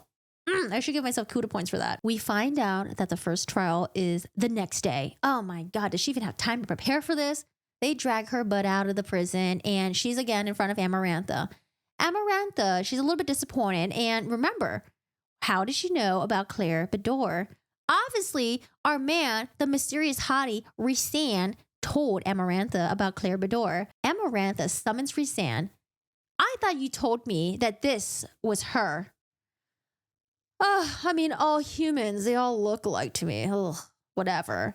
Inside of Farah's head, Farah's like, you're lying. You saw me twice. You know exactly what I look like. I got my eye on you. I got my eye on you. Let's talk about the riddle. Let me know if you guys can solve this. There are those who seek me a lifetime, but never we meet. And those I kiss, but who trample me beneath ungrateful feet. At times I seem to favor the clever and the fair, but I bless all those who are brave enough to dare. By large, my ministrations are soft-handed and sweet. I had to look up the word ministration. I'm like, what the fuck does ministration mean? It's provision of assistance or care. Something formal, some service. The action of administering a sacrament. Okay, that's what it means. You're welcome. But scorn to become a difficult beast to defeat. Wow. For those each of my strikes lands a powerful blow. When I kill, I do it slow. She blinks and laughs. Ha! Solve that, human. And, you know, our girl, she's just like us. We're not really good with riddles. She's like, I have no fucking idea. And I think she's not allowed to give an answer. I don't think she's allowed to guess as many times as she wants. I think it's just one answer. And if you're just wrong, you're just, I don't know, it's over. Let's talk about the trial. What is she going to be doing for her first trial? She goes in and it's kind of like the gladiator arena. Everyone's cheering and jeering and there's all these fairies everywhere. In the crowd, there's also Lucian's siblings. Remember Lucian, I think 2 of his siblings died because Tamlin and Lucian killed them. But I think he has like 4 other siblings or maybe like 4 or 3 other siblings there. They're evil. They're not good. They're in the crowd. They're also in there. And Feyre, remember, she hasn't really been eating. They haven't really been feeding her. She's so wounded. But she's got this giant trial ahead of her, and literally giant, because right in front of her, there's a big old trench. It has tunnels. I don't know. It looks really muddy and it sounds really gross. Maybe fun when you're a kid and you want to play around in the mud. But as an adult, it's like, oh God, there's just mud everywhere, dirt in your nails. I hate that dirt in the nails. That's why I hate gardening sometimes. I love gardening, but not dirt in your nails. Ooh. Our dear Queen Amarantha, Rhysand tells me that you're a huntress. Hunt this. Was that sinister enough? I don't know if that's sinister enough. I'm condescending, but not sinister. Am I? I could be sinister. Out of nowhere comes a big old, giant, nasty little... a giant worm. Not an ordinary worm. This worm had rows and rows and rows and rows of teeth. Sharp teeth. And it's coming at her. She's dipping and she's running. I don't know how she's running though, because like I said, this is muddy, it's wet, it's dirt. I have no idea how she can run without getting stuck in the mud. But, you know, she magically is running as fast as she can. She's running and she's trying to turn through the corners, try to lose the worm, but the worm is coming up behind her and he is moving fast. Or maybe she, it could be a she, it could be a she, right? It is moving so fast. She's trying to lose it. She can't. But finally, when she's running, she sees there's a little tiny hole, a hole that's small enough for her to squeeze in. She squeezes into the hole and she tries to shimmy her way in. She gets one arm through, another shoulder through. She tries to shimmy her little waist through and she's pushing and thrashing. The worm is coming closer and closer and closer. And finally, she probably sucks in her stomach and she slips on through. But the worm, however, didn't see where she went. The worm just kept tunneling on through. Boom! Feyre realizes the worm is, he must be blind. No, he can't see me. Oh, okay, well, that's kind of nice. The crowd at this point, they are totally giving away the worm's location. Feyre, at some point, she realizes she fell into a giant pit. And the giant pit, it's a little bit bony, literally. There were pieces of bones everywhere. Rib cages, humerus, like, tibulas and fibulas. Skulls, maybe. Bones everywhere. Feyre's like, how do I get out of the pit? She looks around and she thinks of a genius idea. She's like, you know what? I'm going to make a human bone ladder. So she starts taking these bones and like stabbing them into the dirt, but they're not really going through. So she needs to break them on her knees. Oh my God, that sounds like it'd be so painful. Woo! She breaks the bones on her knees and she stabs them into the wall, making a little bone ladder. And when her knees start giving up, she starts breaking the bones on her feet. I don't know why that sounds so painful. She does have a quick thought. She goes back down and she's like, oh, she breaks more and more and more bones and she scatters them all over at the bottom of the pit, but they're not just on the floor. She has them stuck in. So it's like a little pit trap that she's making. She finally climbs her way out of the wormhole, not the wormhole, out of the pit hole. And she covers herself in mud. Everyone's like, what is this human doing? Ew, she's like covering herself in chocolate mud. What is she doing over there? Feyre was living her delicious chocolate fondue fantasy, okay? She was covering herself in mud. And just in case, if we are clueless and we don't know what's going on, Sarah J. Maas is like, Rhys, can you tell the audience what they need to know? Psh, please. Rhysand is like, and she just made herself invisible. So Feyre was trying to cover the smell of her stinky little human scent. The worm would able to find her. She goes out and tries to find the worm. She sees the worm. The worm comes thrashing at her and she is running. Because we're like, wait a second, I thought the worm was blind and thought he can't smell you. Well, he could probably hear her running around, okay? And what's really cool about this part, I was envisioning this. This is really cool.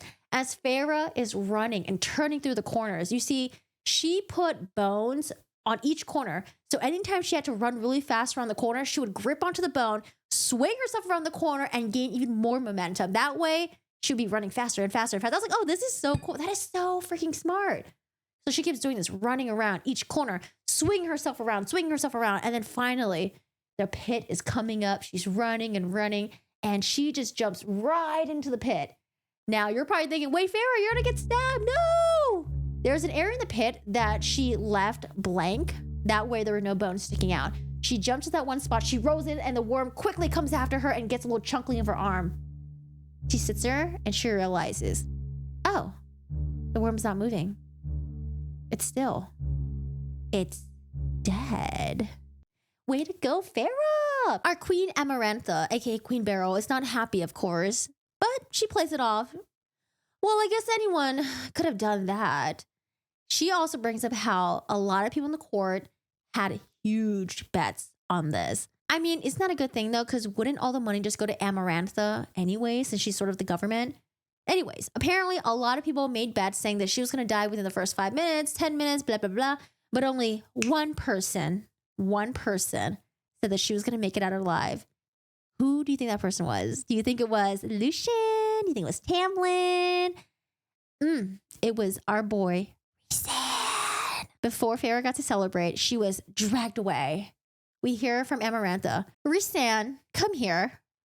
And that's all we get for now. Things are a little bit on repeat because our girl Farah ends up back into the dungeon. And you thought it was bad the first time when she had that broken nose and she got beaten up. This is even worse.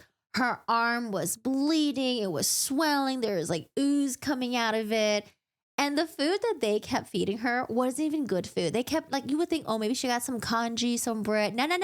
We forgot. These are evil fairies. She got rotten food. Oh, God. She can't even eat properly. They're feeding her like rotten, nasty, moldy crap, okay? Food is coming in, and she's like, it smells so bad. Not only that, she's feeling so sick, so nauseous. She's got a little dinky corner in her dungeon where all the vomit is just piling on up. Like, oh, my God. I don't know, man. I'm getting food poisoning vibes right now. The food poisoning is the worst ever. Oh, gosh. Ugh. PTSD. So she's in pain. She's wondering, where's Lucian? Is Lucian going to come? Is he going to help me? Is he going to heal me? But we all know Lucian already came once the first time. He ain't going to come back again. That would be way too repetitive in the story. It's got to be someone else new who's going to come to her rescue. Maybe Tamlin, maybe not. She really thought she was going to die. And this infection on her arm was looking very, very, very bad.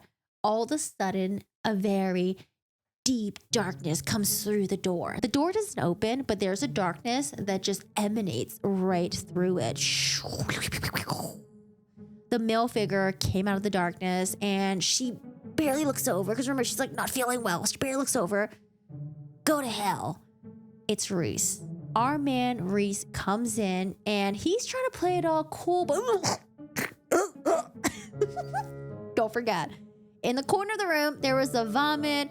Farah was probably shitting, peeing all over herself. It was a whole nasty mess, okay? This is like the day after when you get drunk on tequila and you just blah, blah, blah, blah, everything the next day, and it's probably even worse than that because there's blood and there's, oh God, there's a bunch of stuff going on. Rhys was trying to keep his composure, but yo, it smelled so bad in there. Rhys says, you know, you made me a lot of money. You know, in exchange for that, I will heal you. Farah knows something is up. Farah says, what do you want in return? Oh, you're smart, aren't you? Oh, you know, nothing much. Just 2 weeks every month for the rest of your life after this whole ordeal is over. What? 2 weeks? I'm thinking, okay, y'all are thinking a little too way ahead. We have a human here doing God knows what for the future trials. There was no boundaries set. It was just like, okay, do any trial and I'll just complete it. Farah set no boundaries on what kind of trials she was going to do. It could just be something completely impossible, which I wouldn't put past Amarantha. But Farah's like, nope, go to hell. F you. I don't care. Nope, bye. You see, Rhys was taken back. Rhys thought she was going to be like, please just heal me. Okay, I'll go to your fairy kingdom twice a month, blah, blah, blah, blah. She was like, no. Rhys was taken back and he was like, are you sure? Okay, I'm about to leave. I'm leaving now. Oh, okay, I'm going. I'm literally going now. Farrah's like, hell no. Bye. Peace. I don't want you to heal me. I'd rather die. And Reese is like, well, you don't know if your friend Lucian's going to come back and heal you. Farrah's like, I don't need you. And so he slowly makes his way out and he's about to leave, but boom. Farrah's like, wait. Hold on a second. You know what? My arm, it really does hurt. Oh, God. Okay, hold on. I'm totally in a position to bargain right now. How about 5 days? Oh, you think you're in a position to bargain? Okay, a week. A week it is. Farrah, in her very weak state, asked him, why are you doing this? Well, if I told you, it just wouldn't be any fun, would it?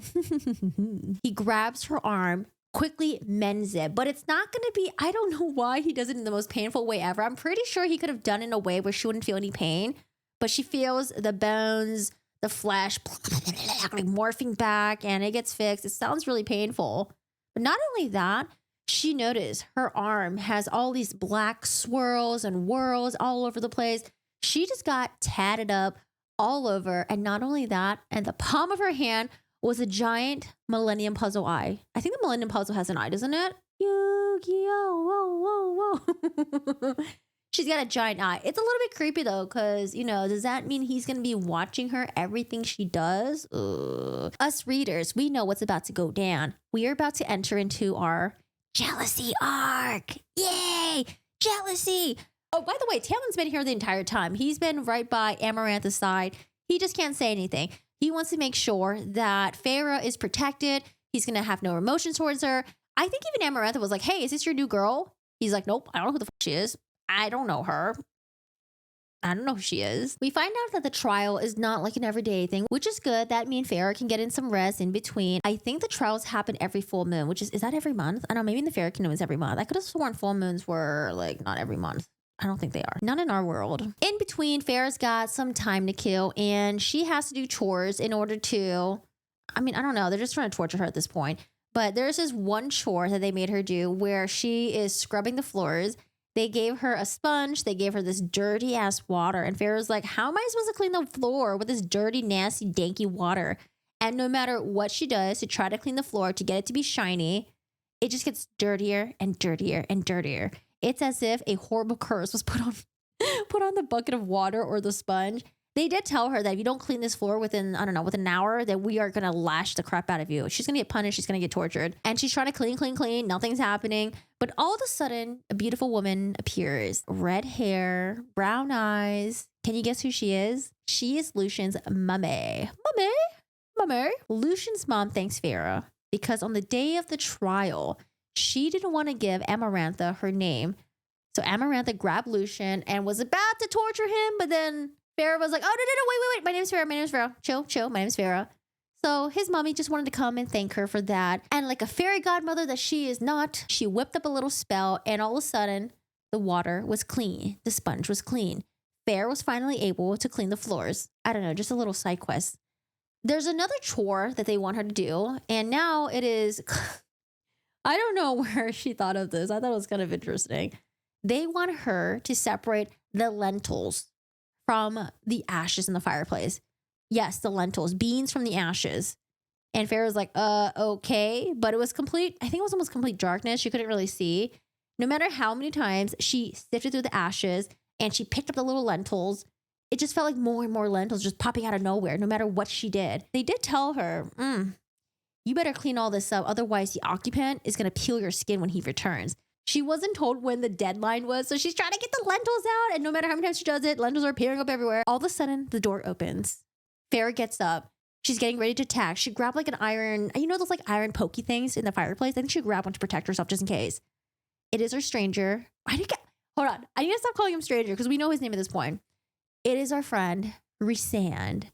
I want to know why you're digging in my fireplace. I don't know. I guess someone spilled lentils in here and they're just making me do the chore. He's like, okay, well, interesting. What an interesting test they gave you.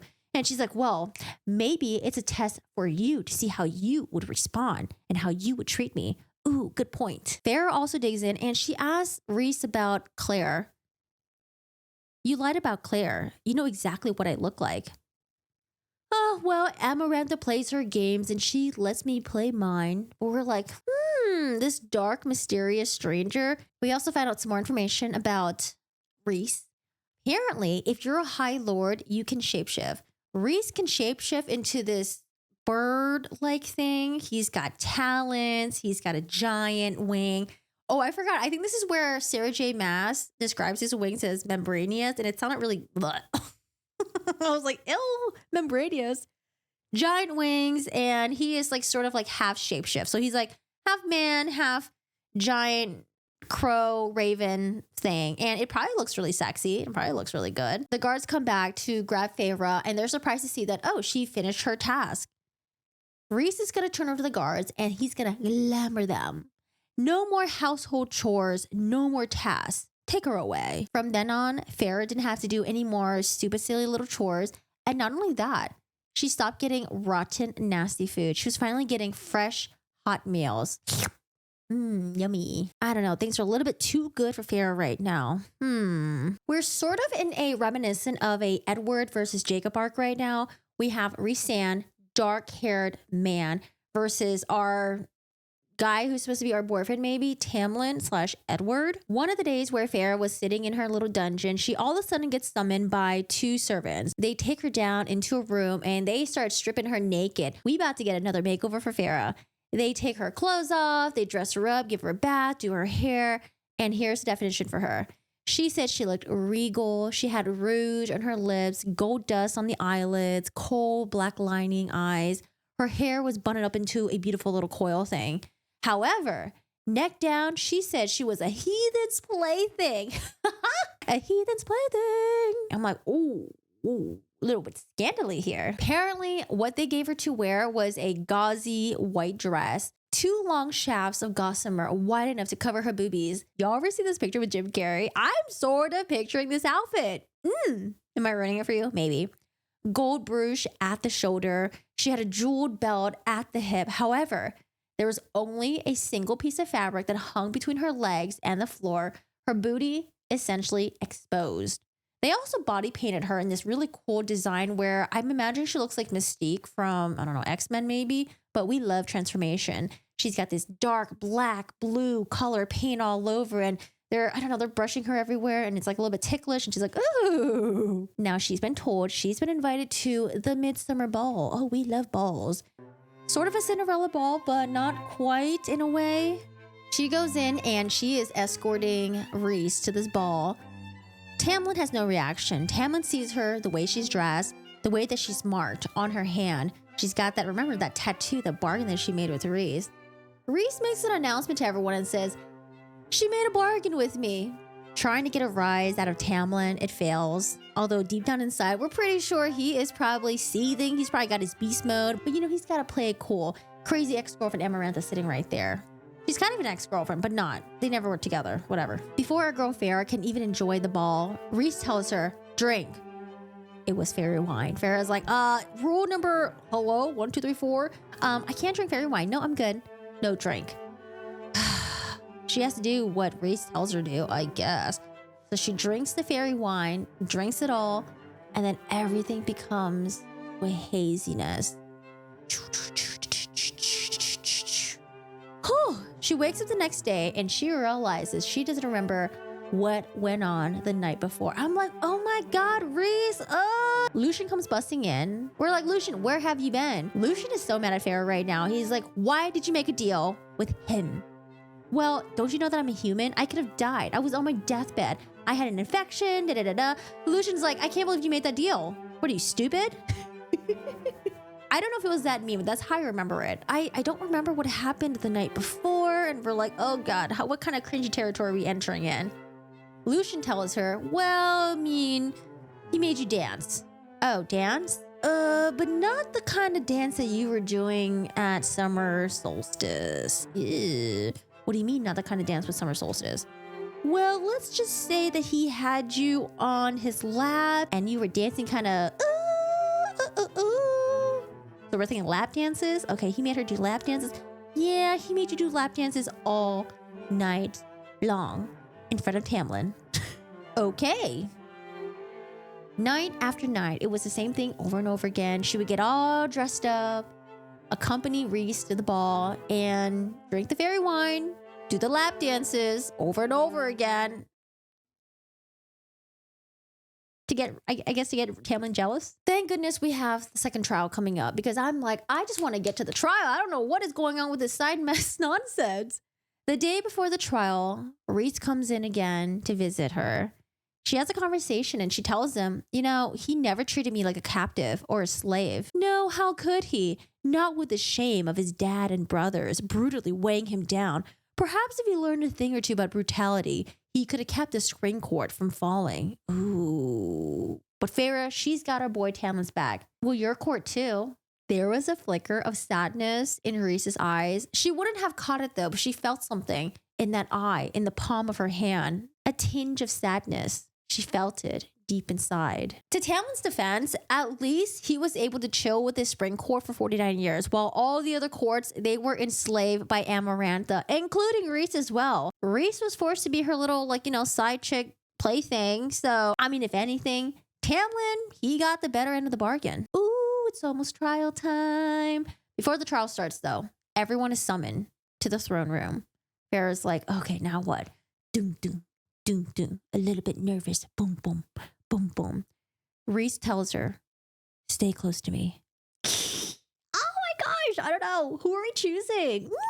Apparently, someone is in big trouble. I'm like, okay, is it Tamlin? Is it Lucian? Is it Alice? Did they catch Alice? Oh no, not Alice. No. It was none of those people. Apparently, there was someone from the summer court that tried to escape. Amarantha was like, Rhysand, come here. Come here, Reese. You torture him. Do your thing. She tells him to shatter his mind.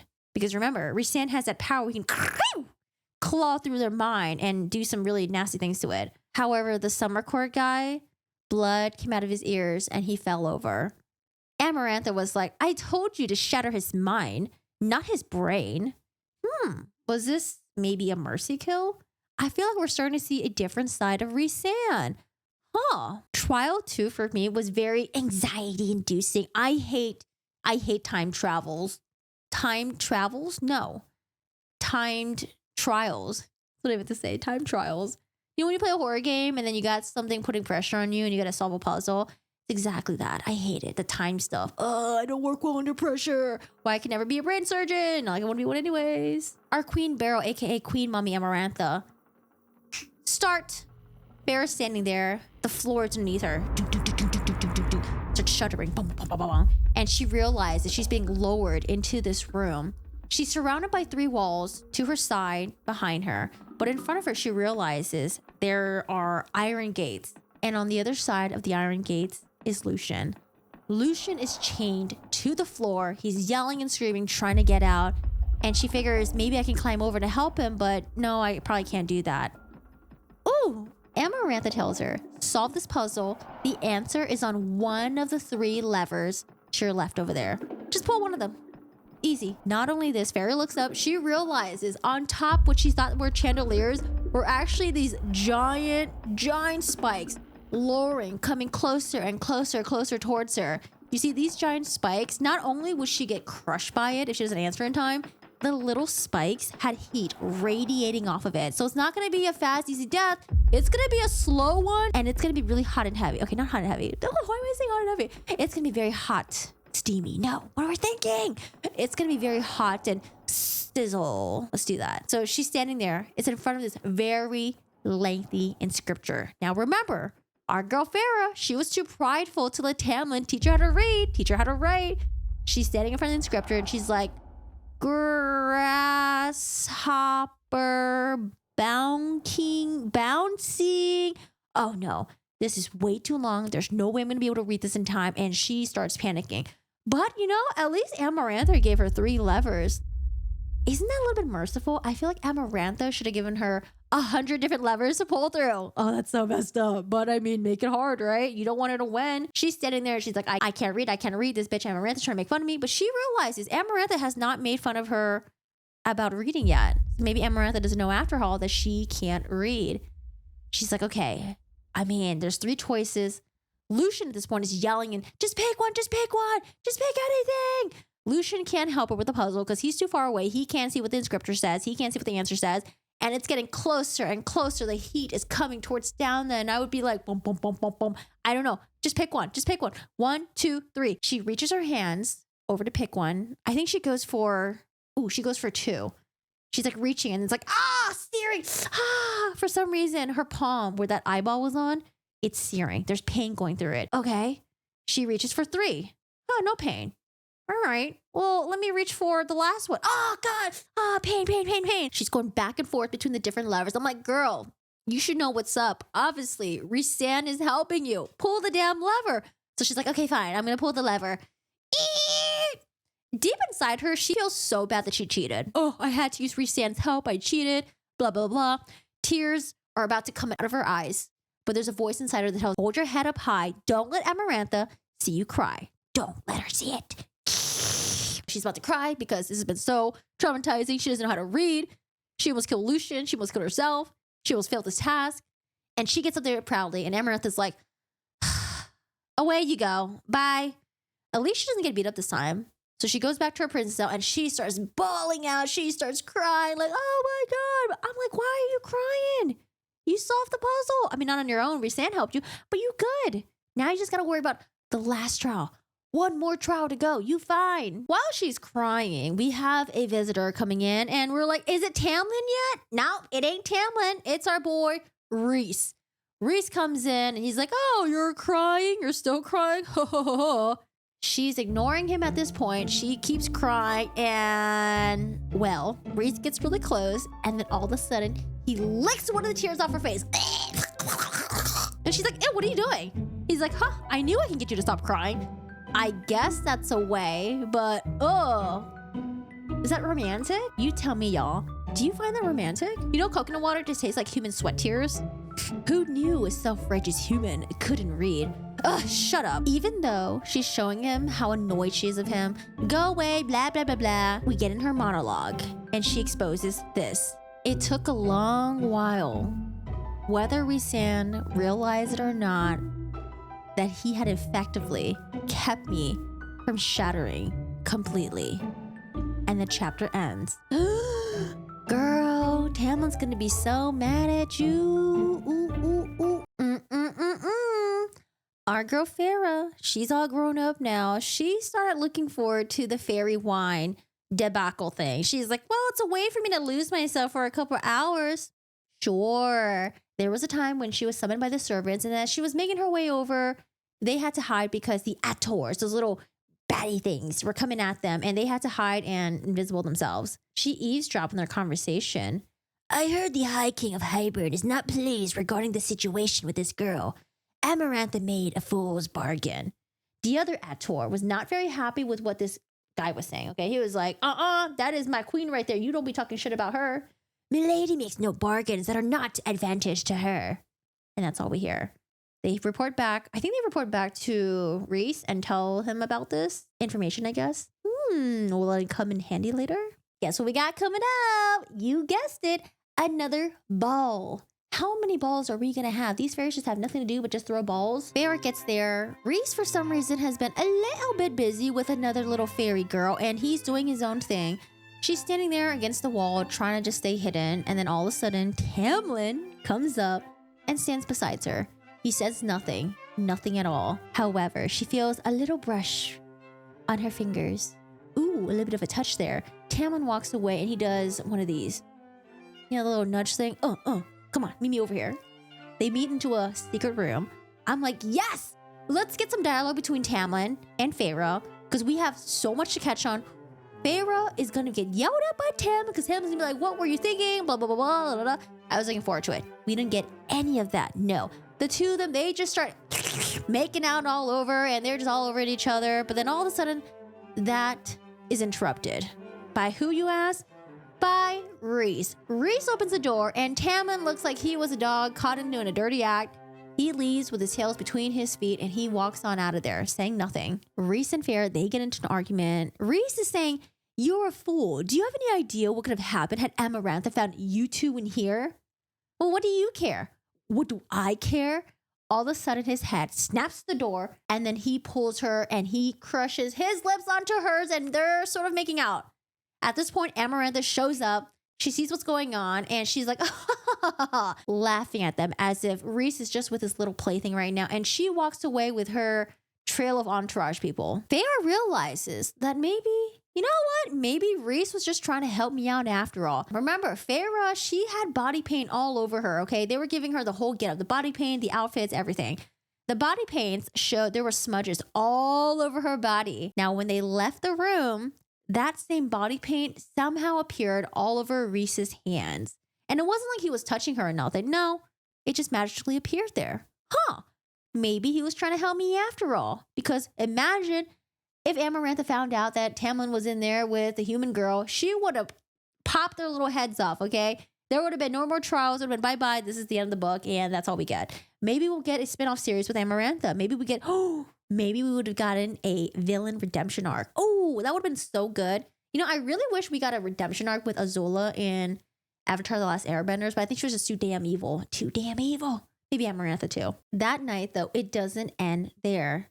Feyre gets a visitor in the middle of the night, and she's like, ugh, what do you want? A moment of peace and quiet. Ugh. Apparently, Reese had to spend some time in Amarantha's chambers, and he was just sick of her, tired of her. He tells Feyre that he's rooting for her tomorrow. Tomorrow's the last day of the trial, by the way. Oh, day 3 of the trial. Or not day 3, trial 3. Feyre's like, why are you doing this? I'm a pragmatist. You know, working Tamlin into a fury is the best weapon that we have against her. Yeah, but wouldn't Tamlin just kill you as well, Reese? I mean, after all, you're messing with his girl. Reese points out that, hello, Feyre, are you dense or what? Have you never realized I've never really touched you beyond your waist, beyond your arms? If I really want to have my way with you, trust me, I would have, but no, I didn't. I'm a good little boy. I'm like, yeah, right. This is just a contrived way of Sarah J. Maas trying to get this love triangle into the story, okay? Trying to be all stealthy about it. There's no way Reese is like, oh, I'm doing it because I'm trying to get Tamlin to be so pissed off that when he does go head-to-head with Amarantha, he'll have all his fury built up inside him. We also find out some background story with Reese. Apparently, Amarantha was not very happy that Reese's father killed Tamlin's family, and in order to punish him for this, she took him to be her, you know what. Well, we're here. It is not day 3. It is trial number 3. The last and final trial. Amarantha gives her a chance. Well, did you get a chance to solve the riddle yet? Oh, man, I'm just a dumb human girl. I don't know the answer to a riddle, woman. I have no idea. Feyre does notice, though, as she's entering into the arena or into like the area, she realizes it's not cheering or jeering. It's absolutely quiet. Things are very tense. Because remember, a lot of the people that are there, they are there under Amarantha's control. If Feyre completes this 3rd trial, if she defeats Amarantha, everyone gets to go free and maybe get their powers back. She's walking in. She's getting really nervous. Boom, boom, boom, boom, boom, boom. She sees 3 figures kneeling down in front of her. And I'm like, no, I don't like this already. Is it going to be Alice and then Lucian and then Reese? I don't know what's going to happen. Do we have to choose which one to save? Or I don't know. I don't like this. They're all wearing a hood over their head and there's so much tension. Feyre is presented with an ash wood knife. Now we know the 3 of these are all fairies. Oh God, I don't like how this feels. I mean, at least we know it's not Feyre's family members. Although, would I care if it was Feyre's family members? They take the mask off one of them. It is a male, but it's a young fae. Okay, so it's not Lucian. It's not Reese. Woo! It's some random stranger that we don't care about. There is a lot of tension and a lot of hesitance, but for the sake of it, I'm just gonna move along because these are stranger fairies that we don't really care about. Feyre's like reluctant. She's like, I don't want to stab you, but oh my God, the kingdom that all weighs upon me and I could be with Tamlin again. Like, you're sacrificing yourself. And she, bye-bye young fae. She can hear cries out in the audience because he's obviously someone's family member. Now we go on to the second one, the female. I'm like, no, it's gonna be Alice. Alice, I liked her. No, Tina. Nope, it's some another rando that we don't really care about. Oh, okay, cool. Feyre, again, goes back and forth. She's like, I don't want to do this, but I have to. I have to do everything. I have to do it for the sake of the kingdom. I'm sorry, you're sacrificing yourself. Boop. There goes the second one. Okay, it's been easy so far. I don't know what Amarantha's thinking. Like, she's made it pretty easy. We unveil the third hood, and it is, who do you think? You think it's gonna be Lucian? You think it's gonna be Reese? No, no, no, no, no. No, not fair. Amarantha laughs. Fair, you kill Tamlin and he's free. Then you can have him all to yourself, unless you want to forfeit your life. Oh, this is so cruel. Am I a romanticist? I am. At the same time, I'm like, you're looking at it from a utilitarian perspective. I mean, one fairy versus the entire fairy kingdom, it's kind of worth it. Maybe I just don't really care for Tamlin. I don't know. Oh God, maybe that's what it is. You know, I don't really have a thing for blonde-headed protagonists. I am all about the dark hair. Even red hair. Red hair is... red hair. All right, guys, I'm a little unhinged right now. Amarantha is laughing her butt off. Ha ha ha ha, what are you gonna choose? You can just unalive yourself. Farah is going back and forth, back and forth. She doesn't know what to do. She doesn't want to... Because Tamlin, oh, I forgot to mention, the reason why she didn't think was Tamlin was because Tamlin was besides Amarantha this entire time. But it was actually a fake Tamlin. It was an illusion.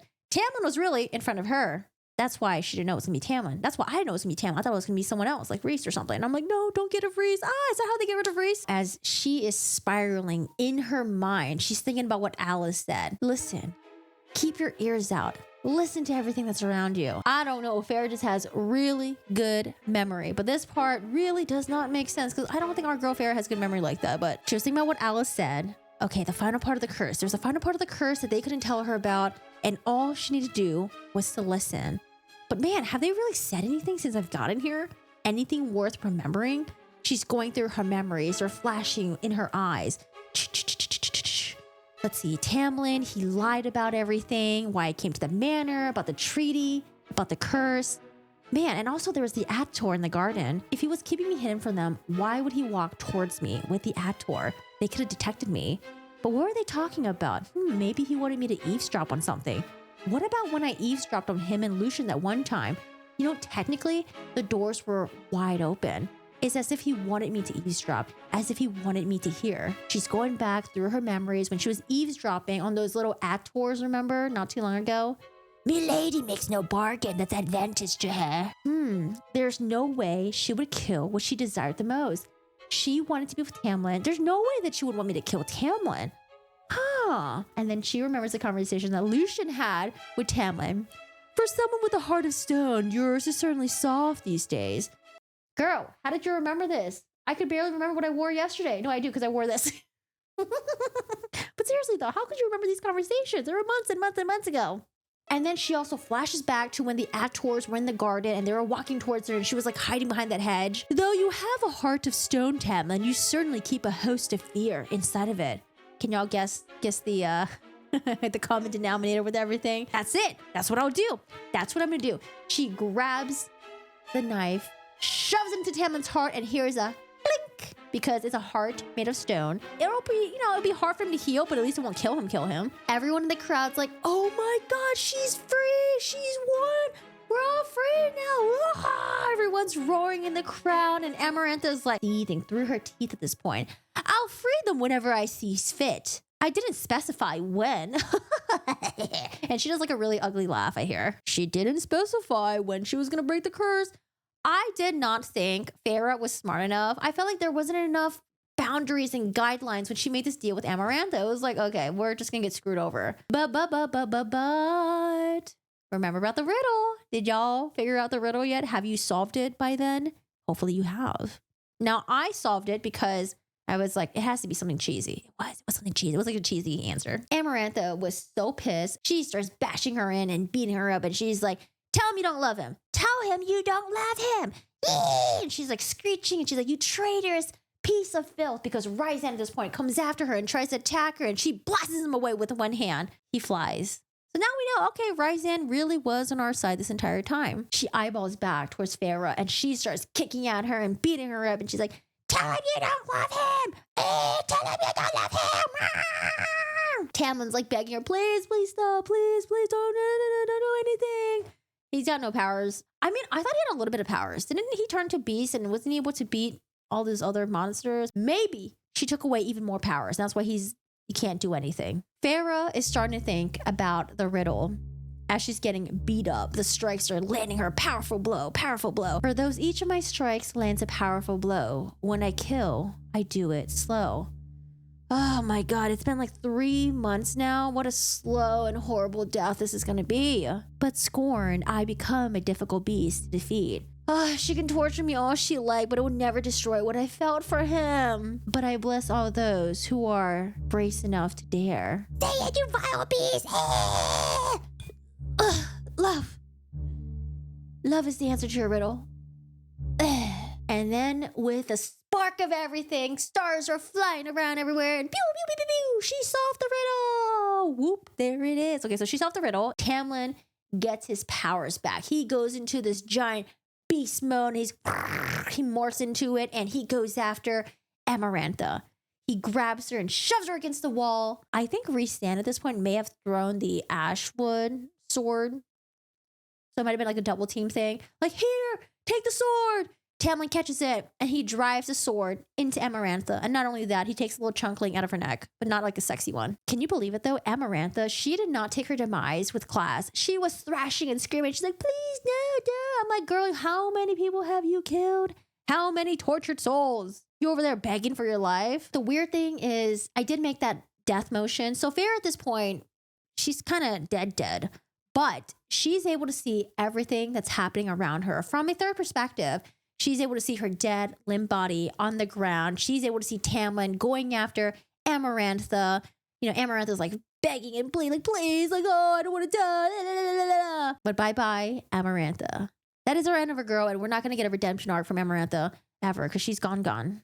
Unless Tamlin drops Amarantha's body, and he quickly goes over to where Feyre is. No.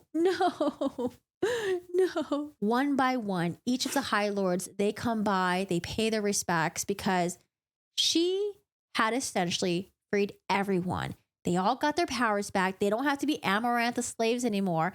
Even though 49 years is short in terms of immortality, 49 years with this wretched woman, that seems like a pretty long time. Okay, ooh, seems like a very long time. They all pay their respects. Rhysand goes up there, and he tells Tamlin, we're even. Lets out his hand and opens his palm, and something sparkly comes down his hand. And then all of a sudden, Feyre comes back to life. I'm like, Rhysand, could you not have done this from the very beginning? He was like sitting there in the corner like, I know that she's alive, but I'm not going to say anything. I'm just going to sit here and let them suffer. You could have done it from the very beginning. Rhysand. But I do like him, though. He's like Lucian. You know, they're like assholes, but they're funny. Feyre wakes up, and she's like, look at my skin. Her skin was sparkling. Her limbs looked a lot longer. She felt faster, powerful, or stronger. Can y'all guess what happened to her? Oh my God, we got some Twilight vibes going on. Because remember when Bella woke up and she became a vampire? I don't know why. When the humans become like into the next species, I'm like, okay, this is boring. Like, I like them just being humans, vulnerable. But Feyre wakes up and she's like, oh my God, I'm a beautiful butterfly. She's a fairy now, not just a normal fairy. She's a high fae now. Like, girl didn't even make it into like basic fairy. She's high fae now. They make the excuse, it's the only way we can save you, make you into a high fae. So you're a fairy now. Have fun. What if she was like, I didn't sign up for this. I don't want to live forever. Damn. You signing me up to a life of mortality? I'm supposed to be dying in like 80 years. Now I gotta live forever? Ugh. She looks at the man in front of him. Is it you? Long, beautiful blonde hair, no longer encumbered by the mask. She can see the strong jawline, but now she can see the straight, perfect nose, the beautiful green eyes, and she realizes he's just as beautiful as she dreamed him to be. What if he was ugly as fuck? Was she still... How ruined can this scene be if he was ugly? I mean, honestly, for me, it's all about personality. It's all about the personality. Looks are like, whatevers, you know? But what if he wasn't good looking? What if she was like, oh, damn, you were actually ugly this entire time? Let me go back to that dark, handsome stranger. That was the most beautiful man I've ever seen. Now, the two of them, we know what's going to go down. They're going to find their little alone time. They're going to play another mean game of adult twister. Boom, chicka, bom, boom. While Tamlin is sleeping, I don't know why his high fairy senses aren't like tingling right now or tingering. I don't know. It should be doing that, right? Feyre decides to sneak off, and she sneaks off to someone that's summoning her. It is Rhysand. What do you want? Oh, to say goodbye. What do you mean goodbye? I'm going to see you anyways because of that bargain we made. I'm going to see you like, what, once a month for a week? Hello? Oh, yeah, I know. I'll see you soon. Farrah looks at Rhysand in a very serious tone. Why? Why did you do all this? Oh, because I don't want you to fight or die alone. Oh, it's kind of cute. I'm waiting for something snarky. Snarky? Hello? Hello? We don't get anything snarky. He literally just says that and that's it. He asks her, how does it feel to be a fairy now? And she's like, I mean, it's all cool and all. I'm immortal, but right here, this part of me is going to be human forever. Rhysand looks at her and tells her, be glad of your human heart, Farrah. Pity those who don't feel anything at all. Well, goodbye now. He gets cut off. He's telling goodbye to her. He's about to go back to his night court, but there's something in the look of his eyes as if he was so shocked, and he actually stumbles back. This dude was about to fall, and Farrah's like, oh, what's up? Are you okay? But he disappears away. Boom, boom, boom, gone. I think I know what happened there, but I won't ruin it. Something happened. Something shocked him. Dun dun. We'll find out in the second book. What about you guys? What are we thinking? But don't forget, we got to go back to our sweetheart Tamlin. That is where our heart lies with Tamlin. For some reason, Tamlin and Farrah, they were the last to leave the mountain. You would think they would have been the first. I'm like, bye, I'm dipping out. I'm not going to have time for boom boom. I'm just going to get the heck out of here. But they are the last to leave the mountain.